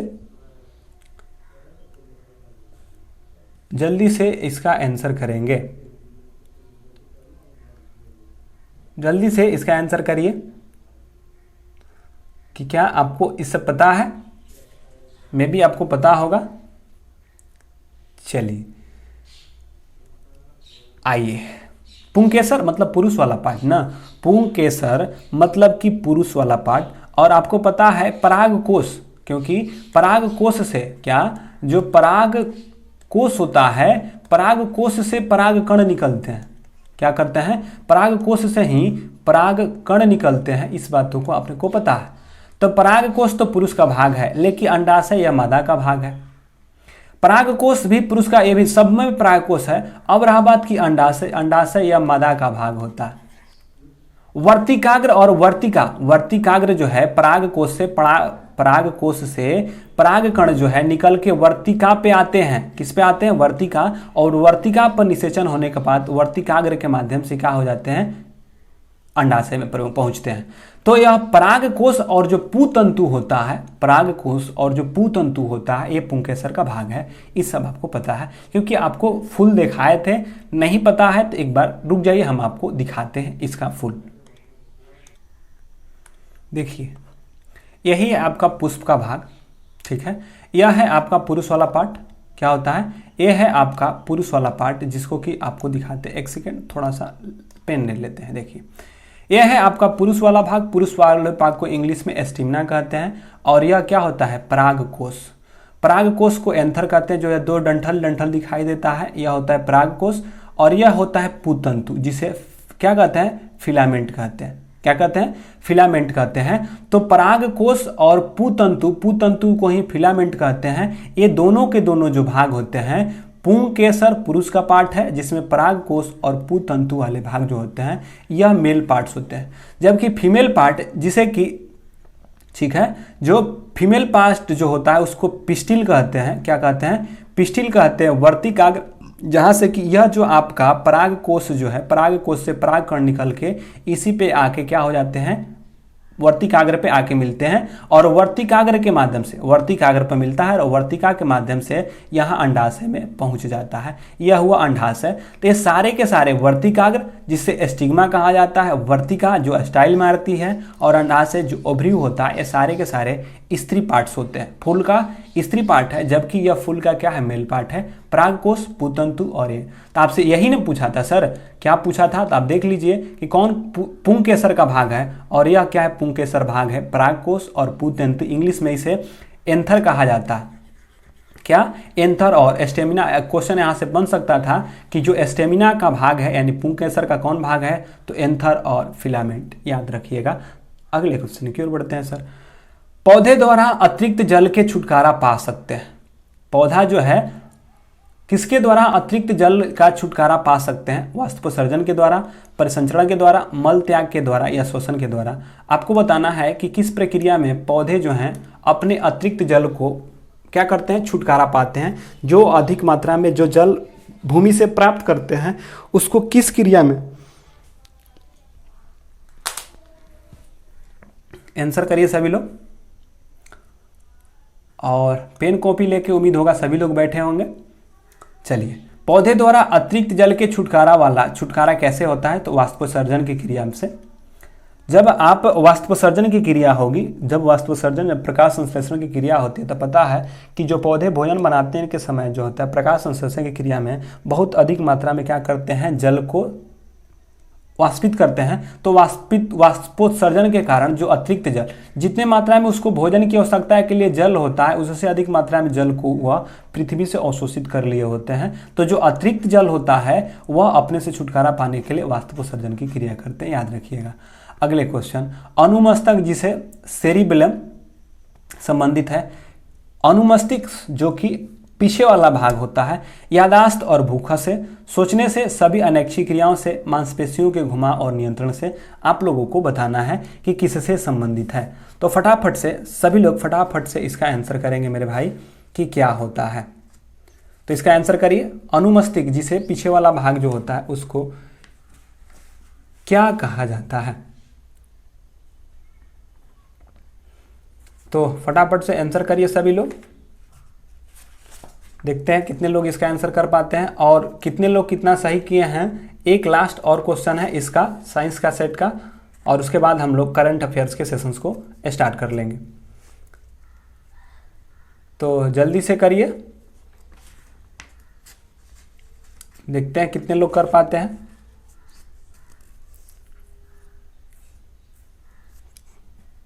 चलिए, इसका अगर राइट आंसर की अगर बात कहा जाए सर, तो जो आपके अनुमस्तिष्क होते हैं ये आपके मांसपेशियों के घुमाव को नियंत्रित करता है। जो मांसपेशियां होती हैं उनके मांसपेशियों के घुमाव को नियंत्रित करता है। ध्यान से सुनिए, पार्श्व मस्तिष्क के भाग को अनुमस्तिष्क या मेंटेनासेफेलॉन के नाम से भी जाना जाता है, डाइसेफेनॉल जिसे कहा। यह समन्वय और संतुलन, आपका समन्वय और संतुलन और ऐच्छिक पेशियां, ठीक है, यह समन्वय, संतुलन और ऐच्छिक पेशियों के गति इत्यादि के नियंत्रण में मदद करता है। इसका मुख्य कार्य क्या है, शरीर के संतुलन बनाए रखना। यानी कि जो सेरिबेलम होता है, बेलना से क्या होता है कि जो सेरिबेलम होता है यह आपका क्या करता है, तो आपके शरीर को, आपकी जो शरीर है, आपके शरीर को नियंत्रण और समन्वय बनाए रखने में जो मदद करता है वे होता है।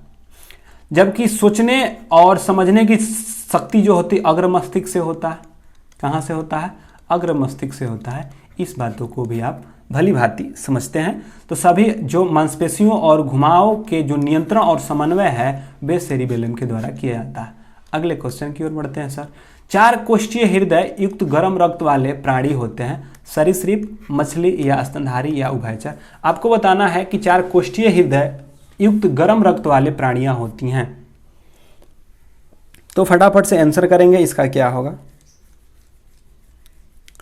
और एक बात बताते चलते हैं कि अगर बात कहा जाए कि जो कार्डेटा संघ के जंतु होते हैं, जो कार्डेटा संघ के जंतु होते हैं, ठीक है, इनमें जो कोष्ठक का हृदय है, 2 कोष्ठीय हृदय कौन कौन से आते हैं, तो जो 2 कोष्ठक हृदय जो आते हैं वे आते हैं आपके मत्स्य में, मतलब कि मछली में। 3 कोष्ठक में आपके उभयचर, उभयचर को ही एमिफीबिया भी कहा जाता है, एमिफीबिया में भी देखने को मिलता है। और 3 कोष्ठक ही आपको रेप्टिलिया में भी देखने को मिलता है, रेप्टिलिया, जिसे आप सरीसृप भी कहते हैं सर। क्या कहते हैं, सरीसृप कहते हैं। तो जो 2 कोष्ठक और 3 कोष्ठक के जो जंतु होते हैं यह जो होते हैं कोल्ड ब्लडेड होते हैं।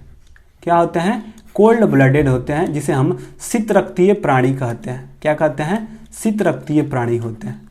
और जो 4 कोष्ठक वाले हृदय होते हैं, 4 कोष्ठक वाले में 2 आते हैं। एक आता है आपका पक्षी वर्ग जिसे एविज वर्ग कहा जाता है, और दूसरा होता है आपके स्तनधारी वर्ग जिसे ममेलिया वर्ग कहा जाता है। तो जो 4 कोष्ठक वाले जो जंतु होते हैं इनमें जो होता है 4 कोष्ठक होने के कारण यह जो होते हैं गर्म रक्त वाले या समतापीय प्राणी होते हैं, जबकि 3 कोष्ठक 2 कोष्ठक वाले अनियतापी कोल्ड ब्लडेड होते हैं। इन बातों को आप ध्यान में रखेंगे। तो आपसे पूछा है 4 कोष्ठीय हृदय युक्त गर्म रक्त वाले प्राणी हैं, तो सरीसृप रेप्टिलिया तो 3 होता है, मछली में 2 गो, स्तनधारी में 4 गो और उभयचर में 3 गो। तो आप यहाँ से 4 कोष्ठक से भी पकड़ सकते थे कि स्तनधारी होगा। उसके साथ साथ एक पक्षी भी आती है जो एविज वर्ग आता है, उसका भी जो है 4 कोष्ठीय हृदय गर्म रक्त वाला भी होता है। इस बातों को ध्यान में रखेंगे। तो एक बार सभी लोग फटाफट से क्या कर दीजिए, अपने कितना सही किया है, 24 में से आपने कितना सही किया है अपने ईमानदारी से सभी लोग बताएंगे कि हमने वास्तव में कितना सही किया है। यहाँ पे कोई किसी का खेत बेचाने वाली बात नहीं हो रही, ताकि हमें अंदाज लग सके कि मेरे दोस्त कौन ऐसा दोस्त है जो कि कितना सही कर पा रहा है। तो क्योंकि टेस्ट इसीलिए करा रहे हैं ताकि आप लोगों को पता हो। तो बताइए कि क्या 24 में से 20 सही कर पाए, 22 सही कर पाए, 23 सही कर पाए या 24 सही कर पाए। आपको बताना है कि कितना आपने सही किया है। तो एक बार सभी लोग जल्दी से शेयर करें और उसके बाद हम लोग करंट अफेयर्स के सेशंस को स्टार्ट कर लेंगे।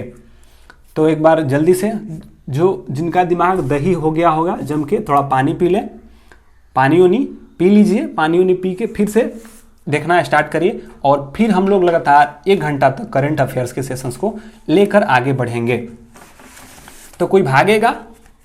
जिनको भागना है भाग जाइए, क्योंकि आपकी बस की बात नहीं है कि आप इस सेशन के साथ 2 घंटे तक रुक सकें, आपके पास उतनी स्टेमिना नहीं है। जिनको भागना है वो तो भाग जाएंगे, जिनके पास स्टेमिना नहीं वो तो भागेंगे ही, क्योंकि पता है जब नौकरी लेना इतना आसान होता तो कोई कुकुर बिलार नौकरी ले लेता।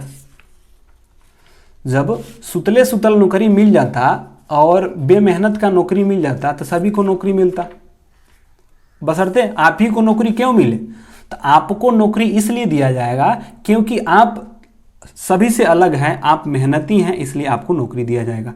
तो सभी लोग कमेंट कर दिए। आइए सर, आपका समय बर्बाद न करते हुए हम लोग शुभारंभ करते हैं करंट अफेयर्स के सेट को अगले क्वेश्चन की ओर। आइए, आज का क्वेश्चन, पहला क्वेश्चन ये रहा, कौन भारतीय वायुसेना की पहली महिला उड़ान परीक्षक इंजीनियर बन गई हैं। आपको बताना है कि कौन महिला इंजीनियर है जो कि उड़ान परीक्षण इंजीनियर बन गई हैं। आपको बताना है कि उड़ान परीक्षण इंजीनियर कौन बन गई हैं। आप लोगों को जल्दी से और फटाफट से इसका आंसर करेंगे,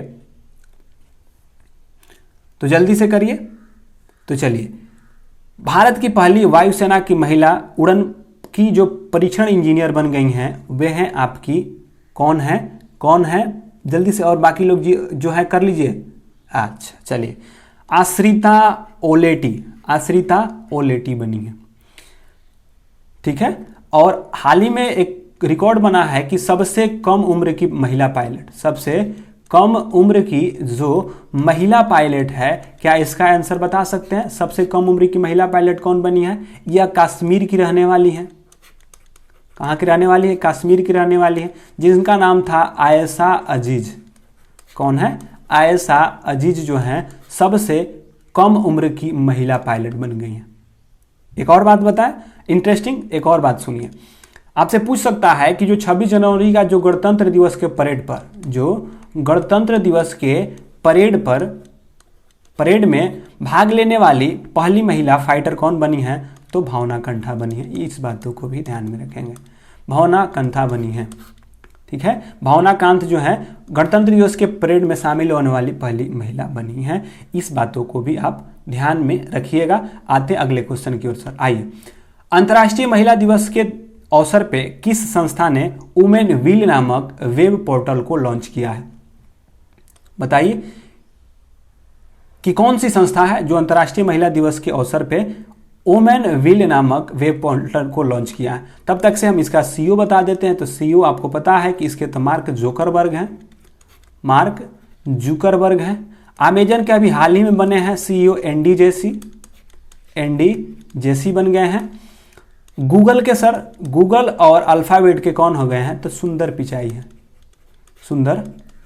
है। जबकि माइक्रोसॉफ्ट के कौन है? माइक्रोसॉफ्ट के सत्या नडेला हैं। ये बातें आपको ध्यान में रखना था। लेकिन क्वेश्चन आपसे क्या बना है कि अंतर्राष्ट्रीय महिला दिवस के अवसर पर किस संस्था ने वुमेन व्हील नामक वेब पोर्टल लॉन्च किया है? आपको बताना है कि वुमेन व्हील नामक पोर्टल को लॉन्च किया है वे आपके गूगल, जो गूगल बाबा हैं। यही कौन है? गूगल बाबा। तो गूगल बाबा आपके वुमेन व्हील नामक महिला पोर्टल को लॉन्च किया है, याद रखिएगा। अंतर्राष्ट्रीय महिला दिवस 8 मार्च को मनाया जाता है। कितने मार्च को? तो 8 मार्च को मनाया जाता है। इस बातों को भी आप ध्यान में रखेंगे। तो वुमेन व्हील नामक वेब पोर्टल लॉन्च किया गूगल देवता ने। आइए अगला, 2 फरवरी 2021 को विश्व आर्द्र भूमि दिवस मनाया गया, जिसका थीम क्या था? आपको बताना है कि आर्द्र भूमि दिवस का थीम क्या था? आर्द्र भूमि दिवस का थीम क्या था? Wetland and biodiversity, wetland and climate change, wetland and water, save wetland. आपको बताना है इसका राइट आंसर क्या होगा। तो फटाफट सभी लोग इसका आंसर करेंगे मेरे भाई। क्या है? आर्द्र भूमि। बताइए, आर्द्र भूमि दिवस 2 फरवरी को जो मनाया गया, इसका थीम क्या रखा गया था? तो सर इसका जो थीम था, भाई सबके पास क्वेश्चन पहुंच जाता है ना, तो फटाफट से आंसर जैसे ही पहुंचे चैट टाइप कर दीजिए ABC। तो क्या हो गया इसका राइट आंसर? सी हो जाएगा, wetland and water. Wetland and water के साथ जो है थीम बनाया गया है 2 फरवरी को। क्या? 2 फरवरी को इसके साथ थीम बनाया गया है। इस बातों को ध्यान में रखेंगे। अगले क्वेश्चन की ओर। Advantage India to story of India tennis. Advantage India the story of India tennis के लेखक किसके द्वारा लिखा गया? आदिति दत्त, सानिया मिर्जा और धंती रॉय, RK कौशिक। आपको बताना है कि advantage India the story of Indian tennis पुस्तक के लेखक कौन हैं? तो फटाफट से मेरे भाई आंसर करेंगे। कौन है advantage India the story of Indian tennis? Advantage India the story of Indian tennis के लेखक कौन हैं? क्या पता है आप सबों को? हाँ, आपको पता होगा कि जो अनिधिता राय है, जो अनिधाता राय है, अनिघता ऐसे लिख लेते हैं एक बार, ऐसे करके लिखा हुआ था, मिस प्रिंट हुआ है, अनिघा दत्ता, लारा दत्ता नहीं, अनिघा दत्ता। तो आपसे पूछा था कि advantage and the historic India the tennis पुस्तक के लेखक कौन है सर? तो अनिघा दत्ता है। इस बातों को ध्यान में रखिए। अगला, बिहार में पहला पक्षी महोत्सव कलवर किस राज्य के जिले में मनाया गया? आपको बताना है कि जो कलवर महोत्सव है किस राज्य में मनाया गया। तब तक से आप इसका आंसर करिए, तब तक से हम बता देते हैं। 11वां सांस्कृतिक महोत्सव कहाँ मनाया जाएगा? यह आपके पश्चिम बंगाल में मनाया जाएगा। आपसे पूछे कि केला महोत्सव कहाँ मनाया जाएगा? यूपी में मनाया जाएगा। कहाँ? यूपी के कुशीनगर में ना, कुशीनगर में। गुड़ महोत्सव भी पूछे तो गुड़ महोत्सव भी आपको पता है कि गुड़ महोत्सव आपके लखनऊ में है। गुड़ महोत्सव कहाँ? तो लखनऊ में है। ठीक है, गुड़ महोत्सव कहाँ है? लखनऊ में है। और कोई बताएगा?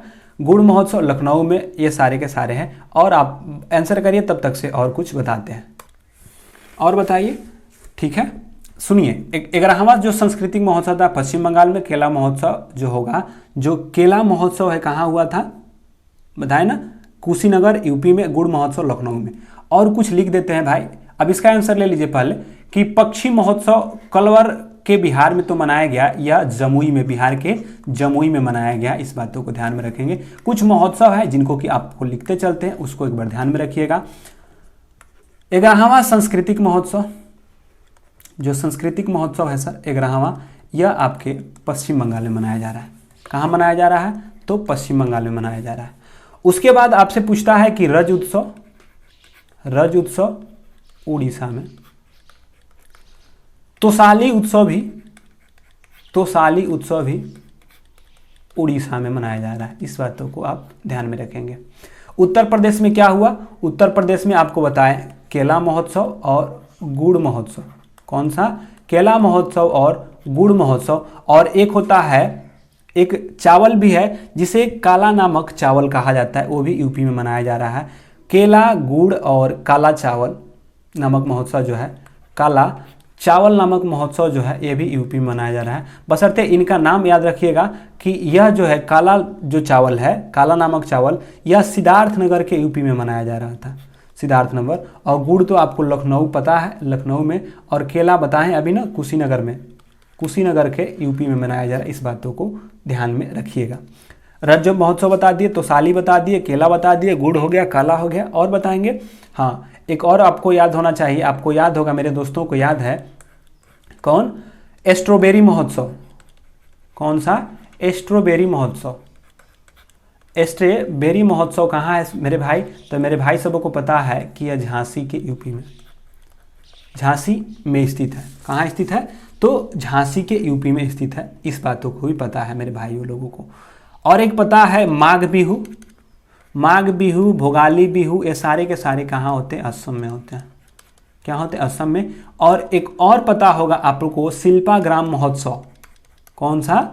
शिल्पाग्राम महोत्सव भी कहाँ होते हैं? असम में है। इस बातों को भी ध्यान में रखेंगे। और चाय महोत्सव भी कहाँ है? असम में यह मनाया जा रहा है। यह अभी मनाया जाएगा, इसलिए बता रहे हैं। माघ बिहू, शिल्पाग्राम और चाय बिहू इत्यादि होते हैं। और बताएं आप लोगों, तो कहेगा हाँ बताइए। तो अंतर्राष्ट्रीय योग दिवस, अंतर्राष्ट्रीय योग महोत्सव, यह कहाँ मनाया जाएगा? तो आपको पता है ना कहाँ मनाया जाएगा? तो ऋषिकेश के उत्तराखंड में। जो ऋषिकेश है उसके उत्तराखंड में है। फिर आपसे पूछेगा कि आदि महोत्सव कहाँ? तो नई दिल्ली में। कंचोथ महोत्सव कहाँ? तो कंचोथ महोत्सव जम्मू कश्मीर में, J&K में, जम्मू कश्मीर में। और लिख लेते हैं भाई, और बताओ। कंचोथ हो गया। ज़्यादा से ज़्यादा वेरी रिकॉल होगा तभी याद होगा। मांडू महोत्सव मध्य प्रदेश में, ठीक है। कानुमा बताए थे ना, कानुमा महोत्सव, कानुमा आंध्र प्रदेश में बताए थे। मेरे भाई सब तुमको याद है, एक बार तुमको रिकॉल कराते चल रहे हैं ताकि एक बार फिर से दिमाग में छप जाए, क्योंकि पढ़ाई का चीज़ है। रिविजिंग नहीं होगा तुम्हारा काम खत्म हो जाएगा। इसके चिंता मत रहो, जो याद कराएंगे आप लोगों को बता देंगे। आइस, एक और ही महोत्सव था। कौन? आइस क्लाइंबिंग वाइंग महोत्सव, यह कहाँ था? बताइए जल्दी से। लेह में, ठीक है। एक और बताए थे अट्टुकल केरल में है, ठीक है। और एक बताए थे संगकेना महोत्सव कहाँ था? तो अरुणाचल प्रदेश में था। ये सारे के सारे आपके महोत्सव थे जो कि एक बार देखने के लिए था। तो आप लोग एक बार इसको मिनिमाइज कर देते हैं। आप एक बार थोड़ा सा एक बार करके देख लीजिएगा, दिखाई दे रहा होगा तो। मे भी आपको दिखाई नहीं दे रहा होगा।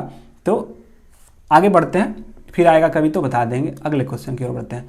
हाल ही में किस राज्य में केला महोत्सव का आयोजन किया? देखिए अभी आ गया सर, अभी बताए ना, अभी आ गया केला महोत्सव। और इसका किसी का गलती होगा तो उसका जान जाना क्या हाल होगा।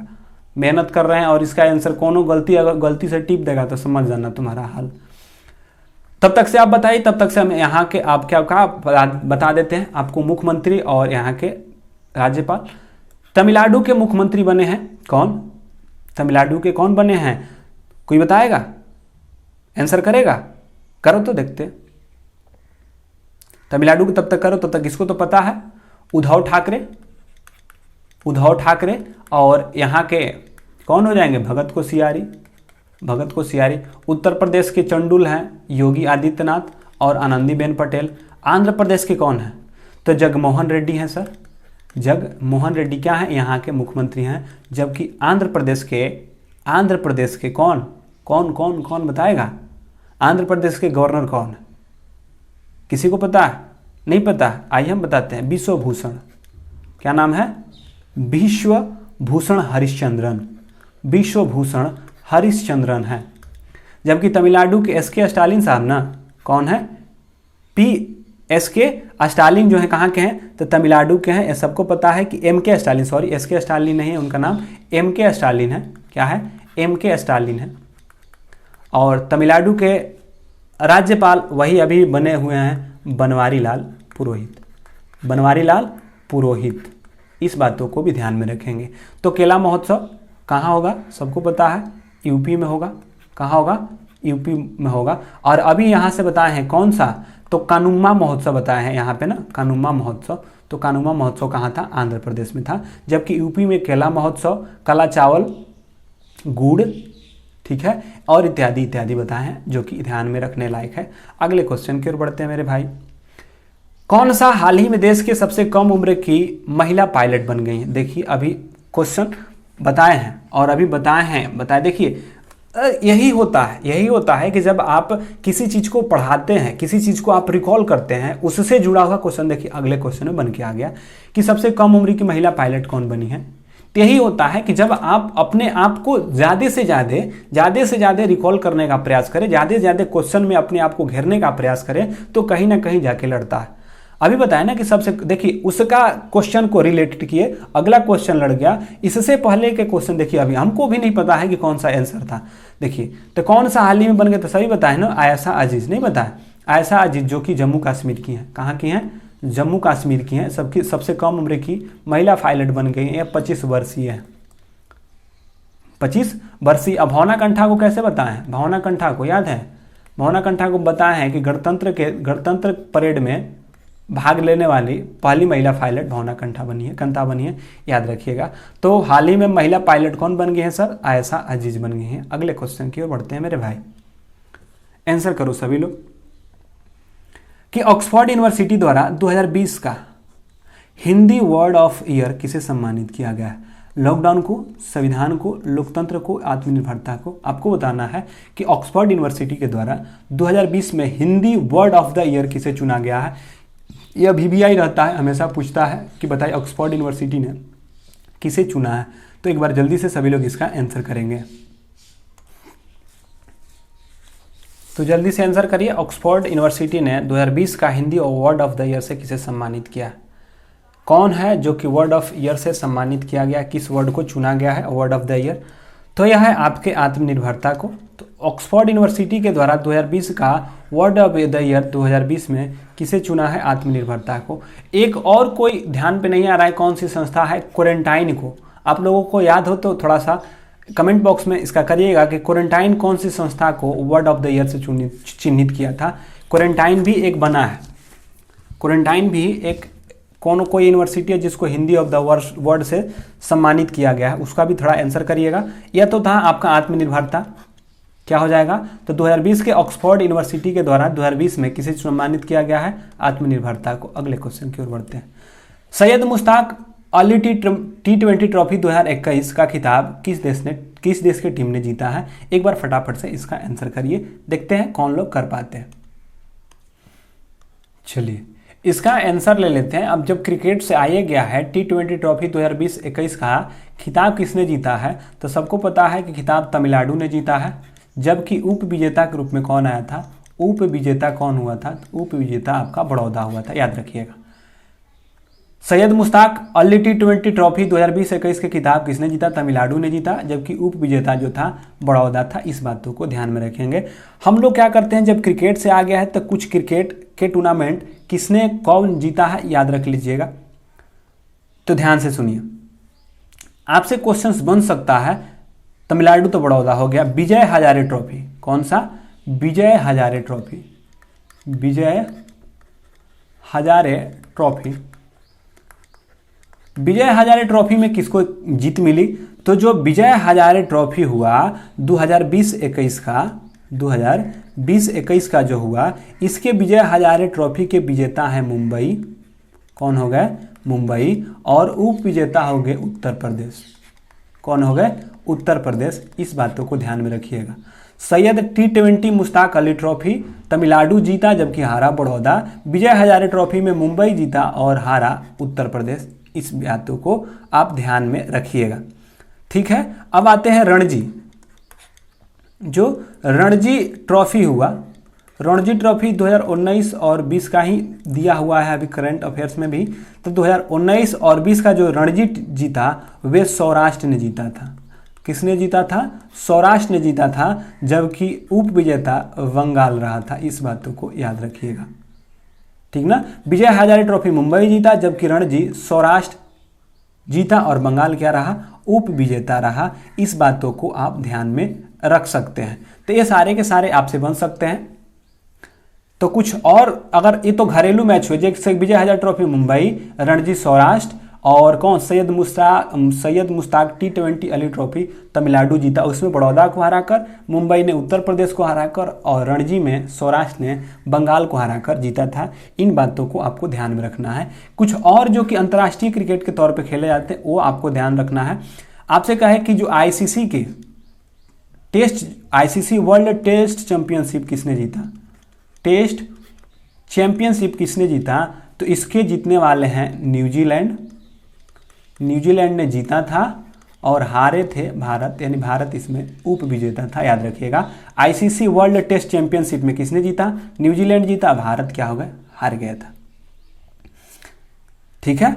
और इतने याद रख सकते हैं, और कुछ याद रखिएगा तो बाद में कभी आएगा तो बता देंगे। कम से कम इतना याद रखिए, घरेलू मैच में सैयद मुश्ताक अली ट्रॉफी किसने जीता, तो सैयद मुश्ताक अली ट्रॉफी किसने जीता, तो तमिलनाडु जीता। कि उप विजेता कौन रहा, आपका बड़ौदा था। जबकि मुंबई क्या जीता था, तो मुंबई जीता था विजय हजारे ट्रॉफी, विजय हजारे ट्रॉफी जीता था। और इसके उप विजेता क्या थे, उत्तर प्रदेश थे। इस बातों को ध्यान में हमने रखा है। जबकि सौराष्ट्र जीता था रणजी और हारा था बंगाल, ये भी याद रखिएगा। अगले क्वेश्चन की ओर बढ़ते हैं सर। ऑस्ट्रेलियन ओपन 2021 का महिला एकल का खिताब किसने जीता। अब जब ये आ गए हैं तो इनका भी पोस्टमार्टम होगा ही होगा, तो एक बार जल्दी से बताइए। आप लोग इसका आंसर करें, तब तक से बता देते हैं कि क्रम क्या है। पहले होता है ऑस्ट्रेलिया, उसके बाद होता है फ्रेंच, क्या होता है फ्रेंच, और उसके बाद होता है विंबलडन, और उसके बाद होता है यूएसए ओपन। ठीक है, यूएसए ओपन होता है। कभी कभी देता है कि यह दोनों के दोनों हार्ड कोर्ट पे खेले जाते हैं, लेकिन यह कभी आता है कि सिंथेटिक कोर्ट पे कौन खेला जाता है, तो सिंथेटिक कोर्ट पे ऑस्ट्रेलिया खेला जाता है। ये भी याद रखिएगा, दोनों के दोनों हार्ड कोच है, लेकिन कभी क्वेश्चन पूछा हुआ है कि सिंथेटिक कोर्ट पे कौन खेलता है, तो ऑस्ट्रेलिया का खेल होता है। जबकि फ्रेंच ओपन क्ले मैदान पे यानी मिट्टी वाले पर, और यह जो होता है घास के मैदान पे खेला जाता है। ये भी क्वेश्चन बनता है, तो कभी क्रम देता है सजाने को, कभी पूछता है कैसे करके। और एक और बात कि यह और कैसे पूछ सकता है कि बताइए कि किसने जीता और कब जीता।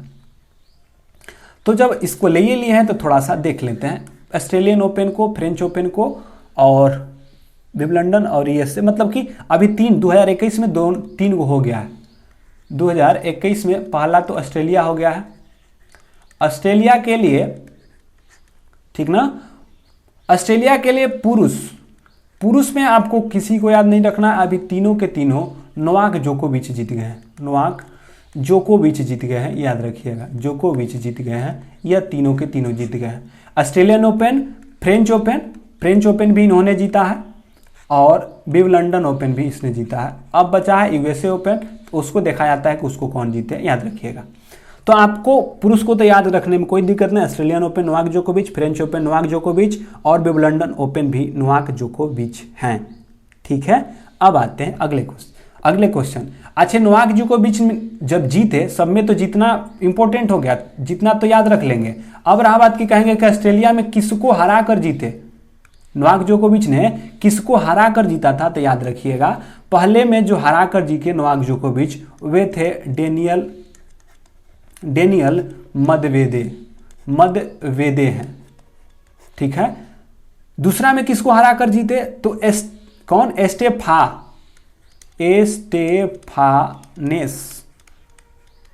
एस्टेफानोस सीतासिपास, एस्टोफानोस सीताफानोस ऐसे करके नाम है, ये भी जीते। विंबलडन में किसको हरा कर जीते, विंबलडन में जो हारने वाले थे उनका नाम था मेटेयो वेरेटिनी। कौन, तो अलग अलग व्यक्तियों को हरा कर जीते। विजेता नोवाक जोकोविच, जबकि हारने वाले जो थे पहले में डेनियल मदवेदे थे, दूसरे में एस्टेफिना सीताफानोस थे, मेटेओ बारिटोनिया थे। तो मेटेओ बारिटिनो जो कि इटली के खिलाड़ी हैं, या कहाँ के हैं, इटली के खिलाड़ी थे। जबकि एस्टेफानोस सीताफानोस कहाँ के थे, यह थे आपके ग्रीक के खिलाड़ी थे, और डेनियल मदवेदे यह रूस के खिलाड़ी थे, याद रखिएगा। ये हुए इनके विजेता और उप विजेता। क्या, पुरुष में नोवाक जोकोविच तीनों के विजेता हैं, पहले में डेनियल मदवेदे, दूसरे में एस्टेफानोस सीताफानोस जो कि ग्रीक के हैं, और मेंटो बारिटिनियो इटली के हैं, यह उप विजेता है। अब आते हैं सर इसी के साथ महिला में आ जाते हैं कि तीनों के महिला में कौन जीती है, याद रखिएगा। ऑस्ट्रेलियन ओपन को महिला में जीतने वाली जो हैं उनका नाम है नवामी ओसाका। कौन, इनका नाम है नाओमी ओसाका। नवामी ओसाका जापान के रहने वाले हैं, इन्होंने जीता है। किनको हराकर इन्होंने जीता है, नवामी ओसाका को किसको हराई, तो यह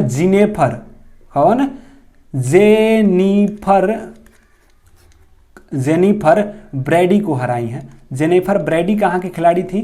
तो जेनिफर ब्रैडी यूएसए की खिलाड़ी थी, उनको हराकर जीता है। तो पहला ऑस्ट्रेलियन ओपन नवामी ओसाका ने, जो कि जापान के जेनिफर ब्रैडी को हराकर जीता है। अब रहा बात की जो फ्रेंच ओपन है, फ्रेंच ओपन में कौन सी महिला जीती है तो उसका भी ध्यान रखिए। तो कौन है? बारबोरा क्रिजिकोवा। कौन है? बारबोरा काची बोरा, तो बारने के लिए बोल रहा है, Barbora Krejcikova. Krejcikova, Barbora Krejcikova कहाँ की है? तो आपको यह भी पता होना चाहिए। तो बारबोरा क्रेजिकोवा चेक गणराज्य की है। कहाँ की है? चेक गणराज्य के हैं। किसको हराया बारबोरा क्रेजिकोवा ने? जो बारबोरा क्रेजिकोवा है, इन किसको हराया था इन्होंने? तो उनका नाम था आना सातियो सीता करके कुछ नाम है, जो कि रूस की हैं, इनको याद रखिएगा।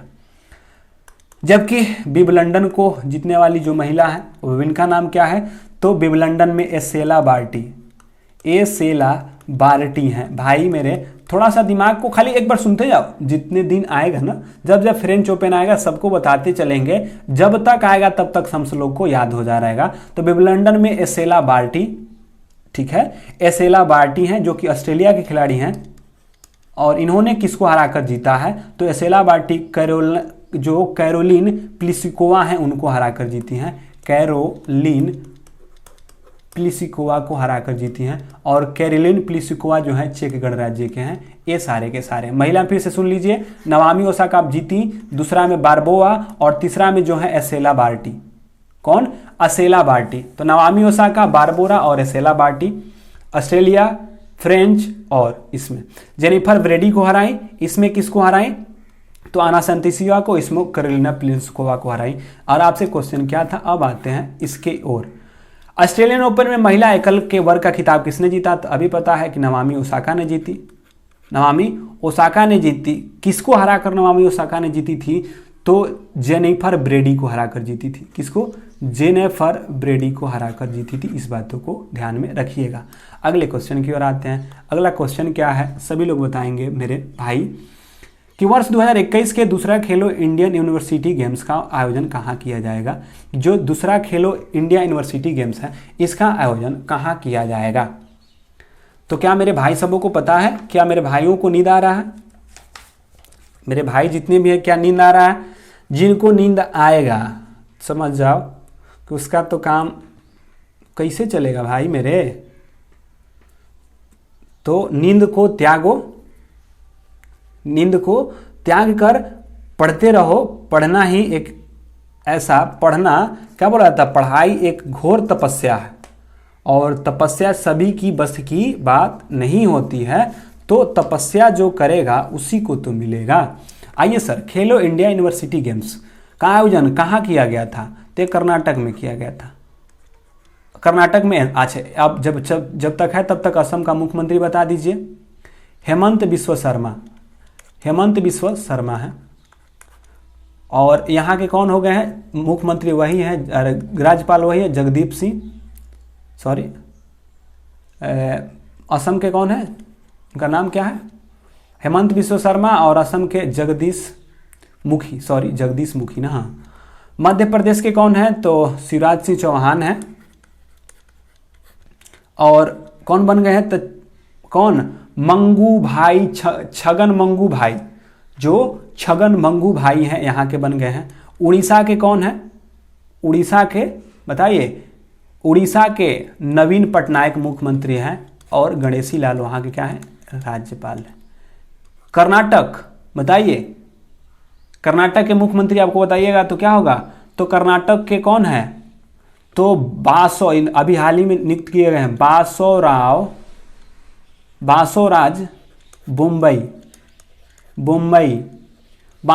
बुम्बई जो हैं यहाँ के हैं। और कर्नाटक के जो राज्यपाल बने हैं वे हैं थावर चंद गहलोत। याद रखिएगा कि कर्नाटक के बासवराज बुम्बई और वहाँ के गवर्नर थावर चंद गहलोत, उड़ीसा के नवीन पटनायक गणेशी लाल, मध्य प्रदेश के शिवराज सिंह चौहान और इनका नाम है मंगू भाई छागन भाई पटेल। जबकि असम के हेमंत बिस्वा शर्मा है। असम के कौन है? हेमंत बिस्वा शर्मा है और जगदीश मुखी यहाँ के गवर्नर थे। अगले क्वेश्चन की ओर बढ़ते हैं मेरे भाई। 2-4 दिन में आपको राज्य राज्यपाल याद हो जाएगा ना, तो कुछ और इससे रिलेटेड आएंगे।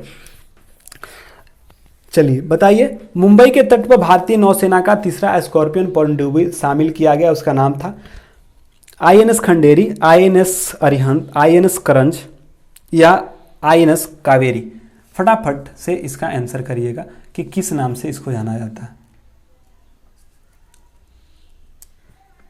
जल्दी से आंसर करिए। अभी ना कल ही पढ़े थे INS करंज को साइलेंट किलर कहा जाता है, साइलेंट किलर के नाम से भी जाना जाता है, याद रखिएगा। और आपको स्कॉर्पियन के पनडुब्बी श्रेणी में शामिल होने वाला जो था वो था INS खंडेरी, अभी हाल ही में शामिल किया गया, याद रखिएगा। अगले क्वेश्चन की ओर बढ़ते हैं। 87 वर्ष के बाद पहली बार 2021 में आयोजित होने वाला क्रिकेट टूर्नामेंट को BCCI ने रद्द कर दिया है। कौन? देवधर ट्रॉफी, ईरानी ट्रॉफी, रणजी ट्रॉफी या CK नायडू ट्रॉफी। मतलब कि 27 वर्षों के बाद पहली बार हुआ जो कि 2021 में आयोजित होने वाला था क्रिकेट टूर्नामेंट, जिसको कि BCCI ने रद्द कर दिया है। कौन? 27 वर्षों से होता चला आ रहा था, लेकिन इस बार इसको रद्द कर दिया है 2021 का। तो 2021 का तो हुआ, लेकिन 21-22 का जो होने वाला था रणजी ट्रॉफी, इसको खत्म कर दिया है। और अभी पता है हमको कि रणजी ट्रॉफी 2020-21 को किसने जीता था? तो सौराष्ट्र ने जीता था, सौराष्ट्र ने जीता था। ठीक है, सौराष्ट्र ने जीता था, याद रखिएगा। अगले क्वेश्चन की ओर बढ़ते हैं। हाल ही में जारी घोषणा के अनुसार किस राज्य में फूल प्रसंस्करण केंद्र स्थापना की जाएगी? केरल में, आंध्र प्रदेश में, उत्तर प्रदेश में या कर्नाटक में? तब तक से आप आंसर करिए, तब तक से हम इसका क्या बता देते हैं, मुख्यमंत्री और राज्यपाल। केरल की अगर बात कहा जाए तो केरल के मुख्यमंत्री कौन है? आप बता सकते हैं केरल के मुख्यमंत्री? नहीं बताइएगा, आइए हम बताते हैं। प्रमोद सावंत जी हैं, प्रमोद सावंत जी हैं यहाँ के मुख्यमंत्री। और यहाँ के जो राज्यपाल हैं, केरल के जो राज्यपाल हैं, वे तो आपको पता है कि केला कटाएगा आरी से, मतलब कि आरिफ मोहम्मद खां हैं। कौन है? आरिफ मोहम्मद खां हैं। आंध्र प्रदेश के अभी बताए हैं जगमोहन रेड्डी हैं, जगमोहन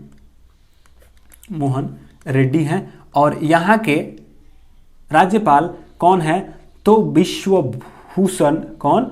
विश्वभूषण हरिश्चंद्रन है, विश्वभूषण हरिश्चंद्रन है। भाई मेरे तुम लोगों को ऐसा याद करवा देंगे ताकि छूटेगा नहीं। तो विश्वभूषण है, ठीक है। आंध्र प्रदेश के जगमोहन रेड्डी विश्वभूषण है। उत्तर प्रदेश के मेरे भाई तो सबको पता है, इसको तो योगी जी हैं और आनंदीबेन पटेल है। कर्नाटक के कौन बन गए हैं? कर्नाटक के बताइए, कर्नाटक के बता सकते हैं? बताइए, देखते हैं कितने लोग होते हैं जो कि कर्नाटक के बता सकते हैं। तो अभी बताए ना कि करिएगा नाटक। कौन? बासवराज बुम्बई। और इसके गवर्नर कौन बन गए हैं? थावरचंद गहलोत इसके राज्यपाल हैं, जो कि याद रखना था। अब आते हैं कि फूल प्रसंस्करण केंद्र की स्थापना की जाएगी। सभी लोगों ने आंसर कर दिया है और अब इसका आंसर हम बताते हैं कि इसका आंसर क्या होगा। तो सबको पता है इसका राइट आंसर हो जाएगा आपको कर्नाटक में, जो कि कहाँ हो जाएगा? कर्नाटक में हो जाएगा। कर्नाटक के कौन है? बसवराज बुम्बई और थावरचंद गहलोत यहाँ पे हो जाएंगे। अगले क्वेश्चन की ओर बढ़ते हैं। 2021 में किस भारतीय राजनेता को ग्लोबल एनवायरमेंटल लीडरशिप अवार्ड से सम्मानित किया गया? प्रकाश जावड़ेकर को, नरेंद्र मोदी को, रामनाथ कोविंद को या वेंकैया नायडू को? आपको बताना है कि कौन से भारतीय राजनेता हैं जिसे global energy environment leadership award से सम्मानित किया गया है। जल्दी से फटाफट से आंसर करिए मेरे भाई। तो जो अभी global energy and environmental leadership award से जिसे सम्मानित किया गया है, कौन है? बताइएगा। आइए, तो मेरे प्रिय नरेंद्र मोदी जी हैं। क्या है? प्रिय है नरेंद्र मोदी जी, इन्हीं के द्वारा किया गया, इन्हीं को मिला है। बहुत बढ़िया काम कर रहे हैं, इसलिए इनको मिल रहा है ग्लोबल एनर्जी एनवायरमेंट लीडरशिप। आइए, हाल ही में किस देश के पूर्व प्रधानमंत्री को पद्म विभूषण पुरस्कार 2021 से सम्मानित किया गया था। कल ही बताए थे। देखिए अभी इसका क्वेश्चन कल का डिस्कशंस आज जो देखेंगे बता देंगे कि क्योंकि हमने बताया था कि जो पद्म पुरस्कार है 119 लोगों को मिला था, जिसमें 7 लोगों को पद्म विभूषण, 10 लोगों को पद्म भूषण, ठीक है, मिला था। जिन 7 लोगों को पद्म विभूषण मिला था उनमें एक थे जापान के, क्या थे, एक थे जापान के जिनका नाम क्या था, शिंजो आबे। क्या थे, शिंजो आबे जो थे वे थे जापान के जिनको कि मिला था। इस बातों को अब भली भांति आपको पता है। तो यह क्या थे आपके, और कोई बताएगा, सुदर्शन साहू, और बताइए, नरेंद्र सिंह कपानी, और बताइए, बीबी लाल थापर, कितना हुआ, और कोई बताएगा, करिए थोड़ा कमेंट देखें कि आपको जो बताए हैं आपको याद भी है या आप लोग यहाँ से जाते हैं और भूल जाते हैं। देखते हैं कितने लोग कर पाते हैं, बताइए। तो यहाँ पे देखते हैं कितने लोग आते हैं, क्योंकि आपको 7 लोगों का नाम बताए थे। पहला तो थे शिंजो आबे, शिंजो आबे जो कि यह जापान के हैं, ठीक है, शिंजो आबे। और उसके बाद क्या बताए थे, बताइए। एक थे सुदर्शन साहू, क्या थे, सुदर्शन साहू, ठीक है, ये कला के क्षेत्र में थे। और कौन थे, नरेंद्र सिंह कपानी, नरेंद्र सिंह क्या थे, कपानी थे। और बताइए, शिंजो आबे, सुदर्शन सिंह साहू, नरेंद्र सिंह कपानी। एक और कौन थे बताएंगे, बीबी कौन, वीवी लाल, बीवी लाल थे। 4 हो गए। और बताइए, एसपी क्या, एसपी बाला सुब्रमण्यम, बाला सुब्रमण्यम थे। और एक थे कौन, वेले मुनेप्पे हेगड़े। कौन थे, वेले मुनेप्पे हेगड़े, वेले मुनप्पे हेगड़े, मुनप्पे हेगड़े, ठीक है। और एक थे मौलाना बहाउद्दीन खान, बहाऊ क्या, बहाउद्दीन खान थे। ये सारे के सारे आपके थे। तो देख सकते हैं 1 2 3 4 5 6 7, ये सारे के सारे हैं। 7 का आप नाम एक बार फिर से देख लीजिए, शिंजो आबे, सुदर्शन साहू, नरेंद्र सिंह कपानी, वीवी लाल, एसपी बाला सुब्रमण्यम, वेले मुनेप्पे हेगड़े, और कौन है, एक हैं जो कि मुस्लिम है, उनका नाम है मौलाना बहाउद्दीन खान, जो कि इन सारे को मिल चुका है। तो आपसे क्वेश्चन यही पूछा था, आपसे क्वेश्चन क्या था, आपका क्वेश्चन यह था कि आपको बताना था हाल ही में किस पूर्व प्रधानमंत्री को मतलब मिला है 2021 में, तो जापान को मिला है। अगले क्वेश्चन की ओर बढ़ते हैं। विश्व के स्वास्थ्य संगठन की अगुवाई करने के लिए, विश्व स्वास्थ्य संगठन की अगुवाई में कोवैक्स योजना के तहत मुफ्त में कोविड टीका प्राप्त करने वाले देश का पहला सेल कौन बन गया है, माने पहला देश कौन बन गया, सेले, ग्वाटेमाला या फिजी। जल्दी से इसका आंसर करेंगे कि कौन सा देश बन गया है, जल्दी से बताइए। एक और बताया था कि जो आप इंजेक्शन लेते हैं, जो कि वैक्सीनेशन के सुई के लिए ऑनलाइन रजिस्ट्रेशन के लिए जो हुआ था, उसका नाम क्या था, कोविन। किस ऐप के द्वारा आप बुकिंग करते हैं उनका नाम क्या था, कोविन था। और इसको बताइए कि कौन है जैसे कोवैक्स के नाम से मुफ्त में टीके प्राप्त करने वाला देश का पहला बन गया है। तो जल्दी से इसका आंसर करेंगे। तो इसका आंसर होगा घाना। घाना जो है मुफ्त में कोवैक्स योजना, जो कोवैक्स टीका है, कोवैक्स जो है छोटे बच्चों को लगाया जाएगा, उसके लिए योजना है। और आपसे एक क्वेश्चन बना था कि जो ऑनलाइन रजिस्ट्रेशन करते हैं इंजेक्शंस के लिए, जो कि आप सुई दिलवाने के लिए, वो किस ऐप से है, तो कोविन ऐप से। इस बात को भी याद रखिएगा। भारत का पहला जेंडर पार्क, देखिए पार्क तो रोज पूछ रहा है भाई, पार्क एगो फिक्स रहेगा।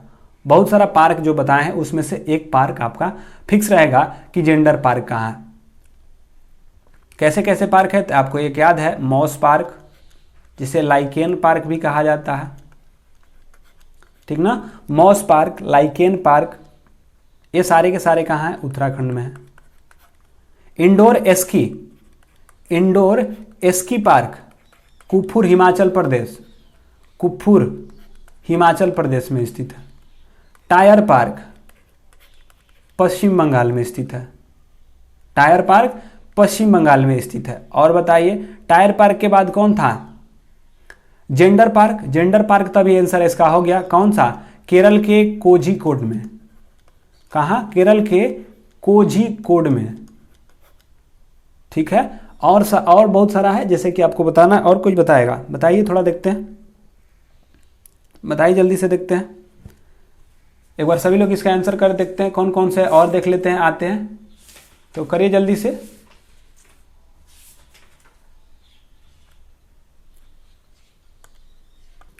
एक था डॉग पार्क, एक था डॉग पार्क। डॉग पार्क कहाँ था, तो चंडीगढ़ में था। कौन था, डॉग पार्क था जो कि चंडीगढ़ में था, इस बातों को भी आपने देखा था। एक था चमड़ा पार्क, कौन था, चमड़ा पार्क जो कि यूपी में स्थित है।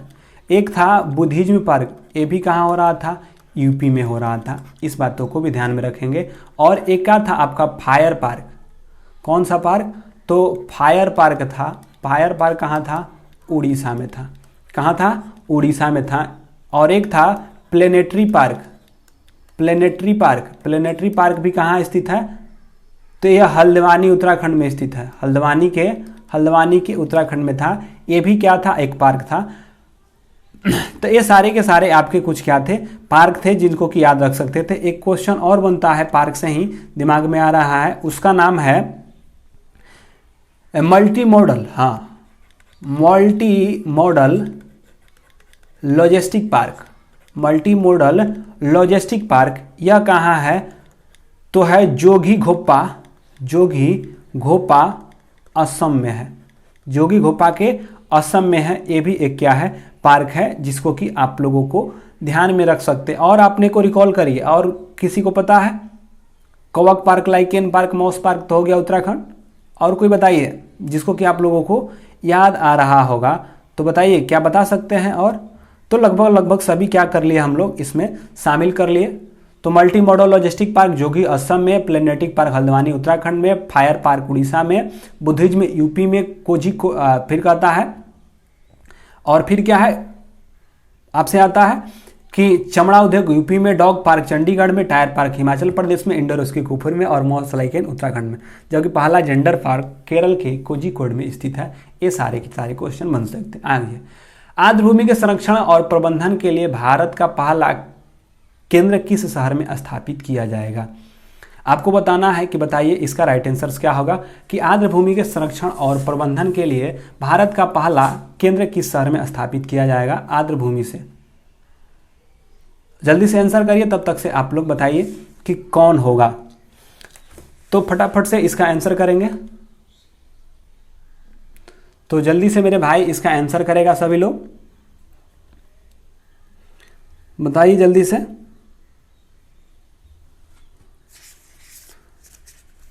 तब तक से हम आप लोगों के लिए आर्द्र भूमि के बता देते हैं, ध्यान से सुन लीजिए। चलिए, आर्द्र भूमि संरक्षण से अगर बात कहा जाए तो थोड़ा सा आर्द्र भूमि के बारे में जान लेते हैं। आर्द्र भूमि संरक्षण कब हुआ था, देखिए एक बार ध्यान से सुनिएगा सभी लोग, एक सेकंड रुक जाइए, हाँ आप सुनिए ध्यान से। अगर आर्द्र भूमि संरक्षण हेतु अगर कहा जाए कि जो आर्द्र भूमि है, आर्द्र भूमि के संरक्षण के लिए 1971 में, कब, 1971 में ईरान के, कहाँ, ईरान के रामसार स्थान पे, कौन सा, आर्द्र भूमि के संरक्षण के लिए 1971 में ईरान के रामसार जगह पे एक सम्मेलन आयोजित होता है।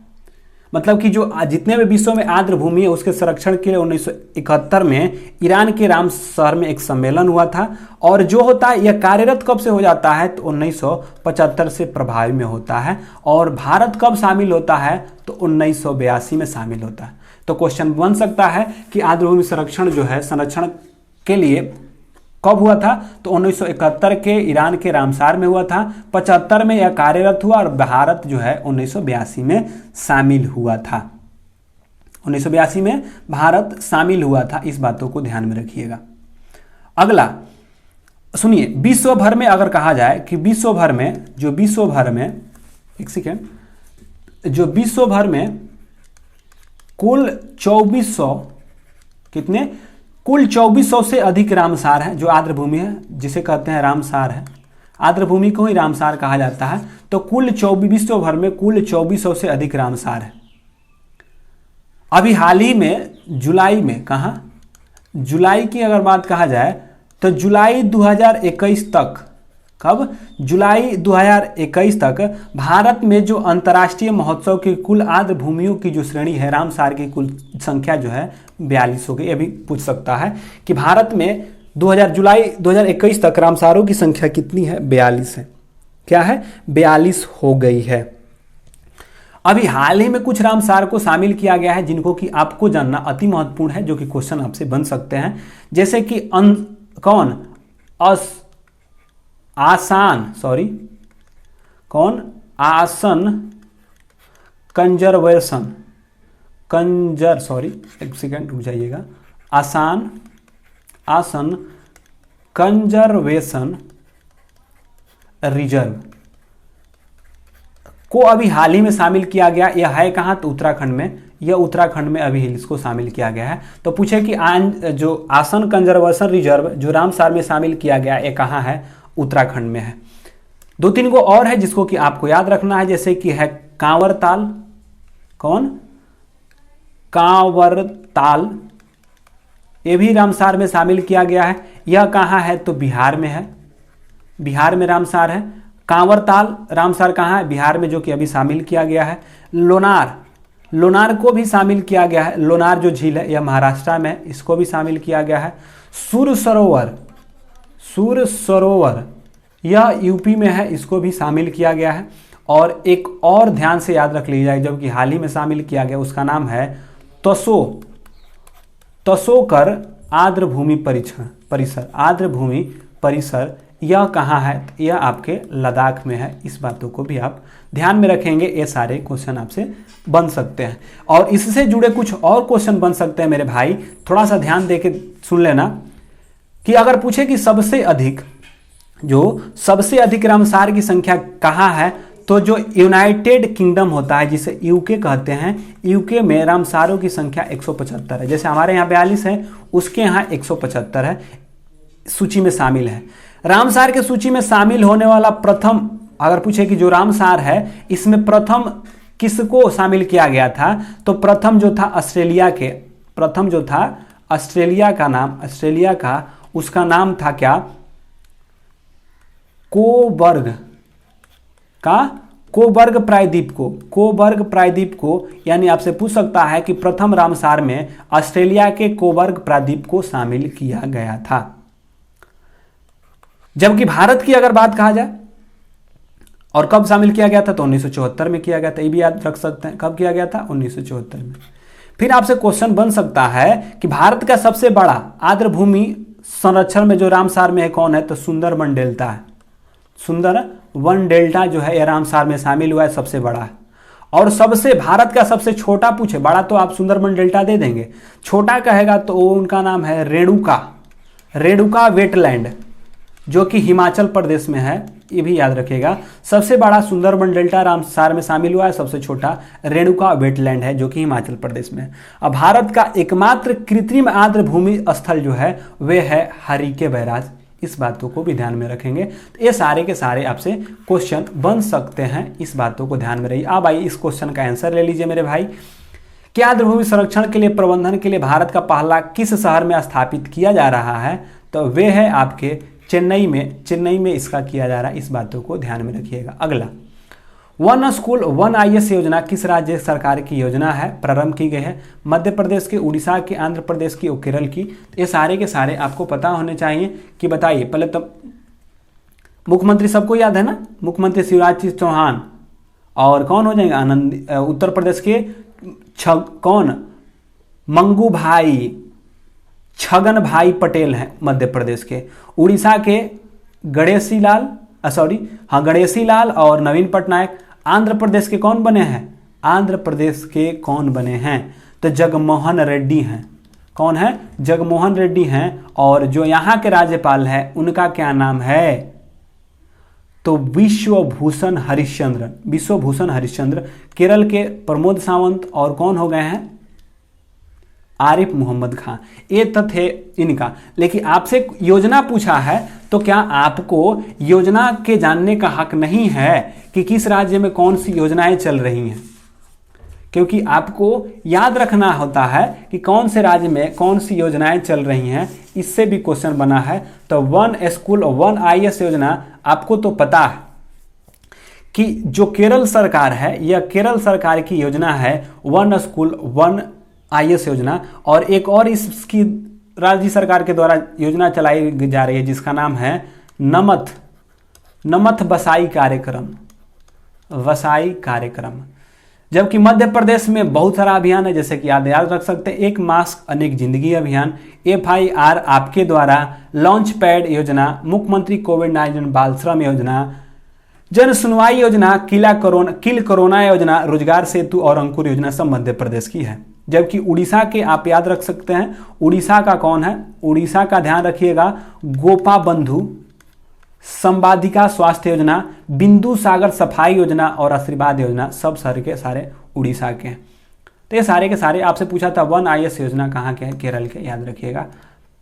जापान द्वारा दुनिया के सबसे शक्तिशाली सुपर कंप्यूटर विकास किया गया है, जिसका नाम क्या है, जो जापान ने सबसे सुपर कंप्यूटर विकसित किया है जिसका नाम क्या है, तियान है फागुको टाइटन, क्या नाम है,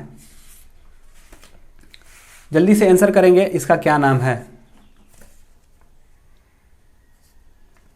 तो जल्दी फटाफट आंसर करिए। चलिए, तो जो मध्य प्रदेश सरकार के द्वारा जापान के द्वारा जो किया गया है उसका नाम है फागुको। क्या नाम है, सबसे अधिक सुपर कंप्यूटर फागुको है। अगले क्वेश्चन की ओर बढ़ते हैं। हाल ही में प्रकाशित पुस्तक एंथर डोजेंस स्टोरीज के 45 ईयर्स किसके द्वारा 45 ईयर्स द्वारा लिखा गया, बताइए। सत्यजीत रे, सलमान रुश्दी, अरुंधति रॉय या विक्रम पंत, बताइए। भाई मेरे, आप लोगों को, हमको लगता है कि आप लोग उब तो नहीं जाते हैं, ऐसा तो नहीं है कि उब जाते हैं। बैटरी भी लो हो रहा है, जल्दी खत्म करते हैं इसको। हाल ही में प्रकाशित पुस्तक एंथर डोजेंस स्टोरीज के लेखक कौन है?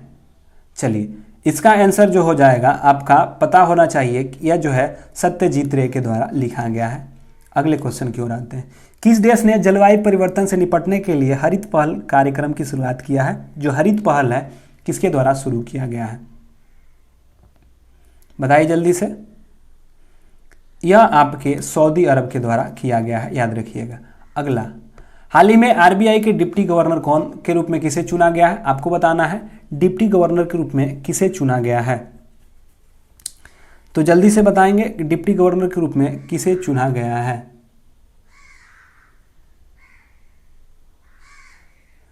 जल्दी से फटाफट से आंसर करेंगे।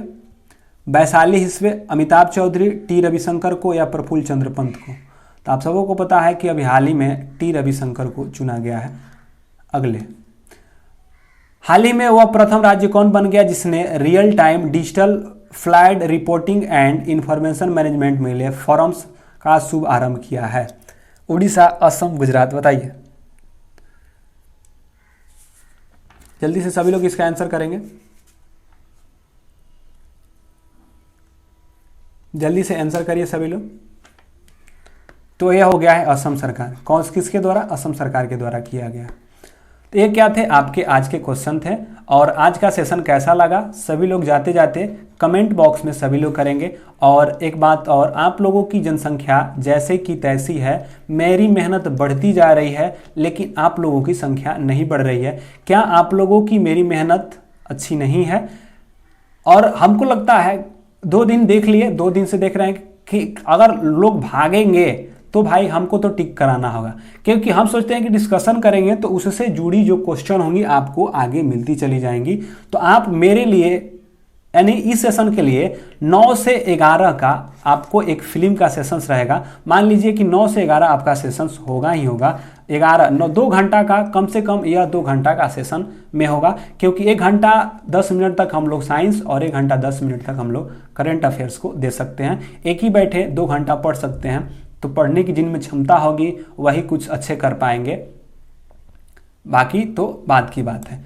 तो चलिए फिर मिलते हैं कल रात्रि 9 बजे फिर इसी के सेशन के साथ। तब तक के लिए good bye, take care, bye bye. और सेशन कैसा लगा कमेंट में करना ना भूलिएगा। Bye, good night.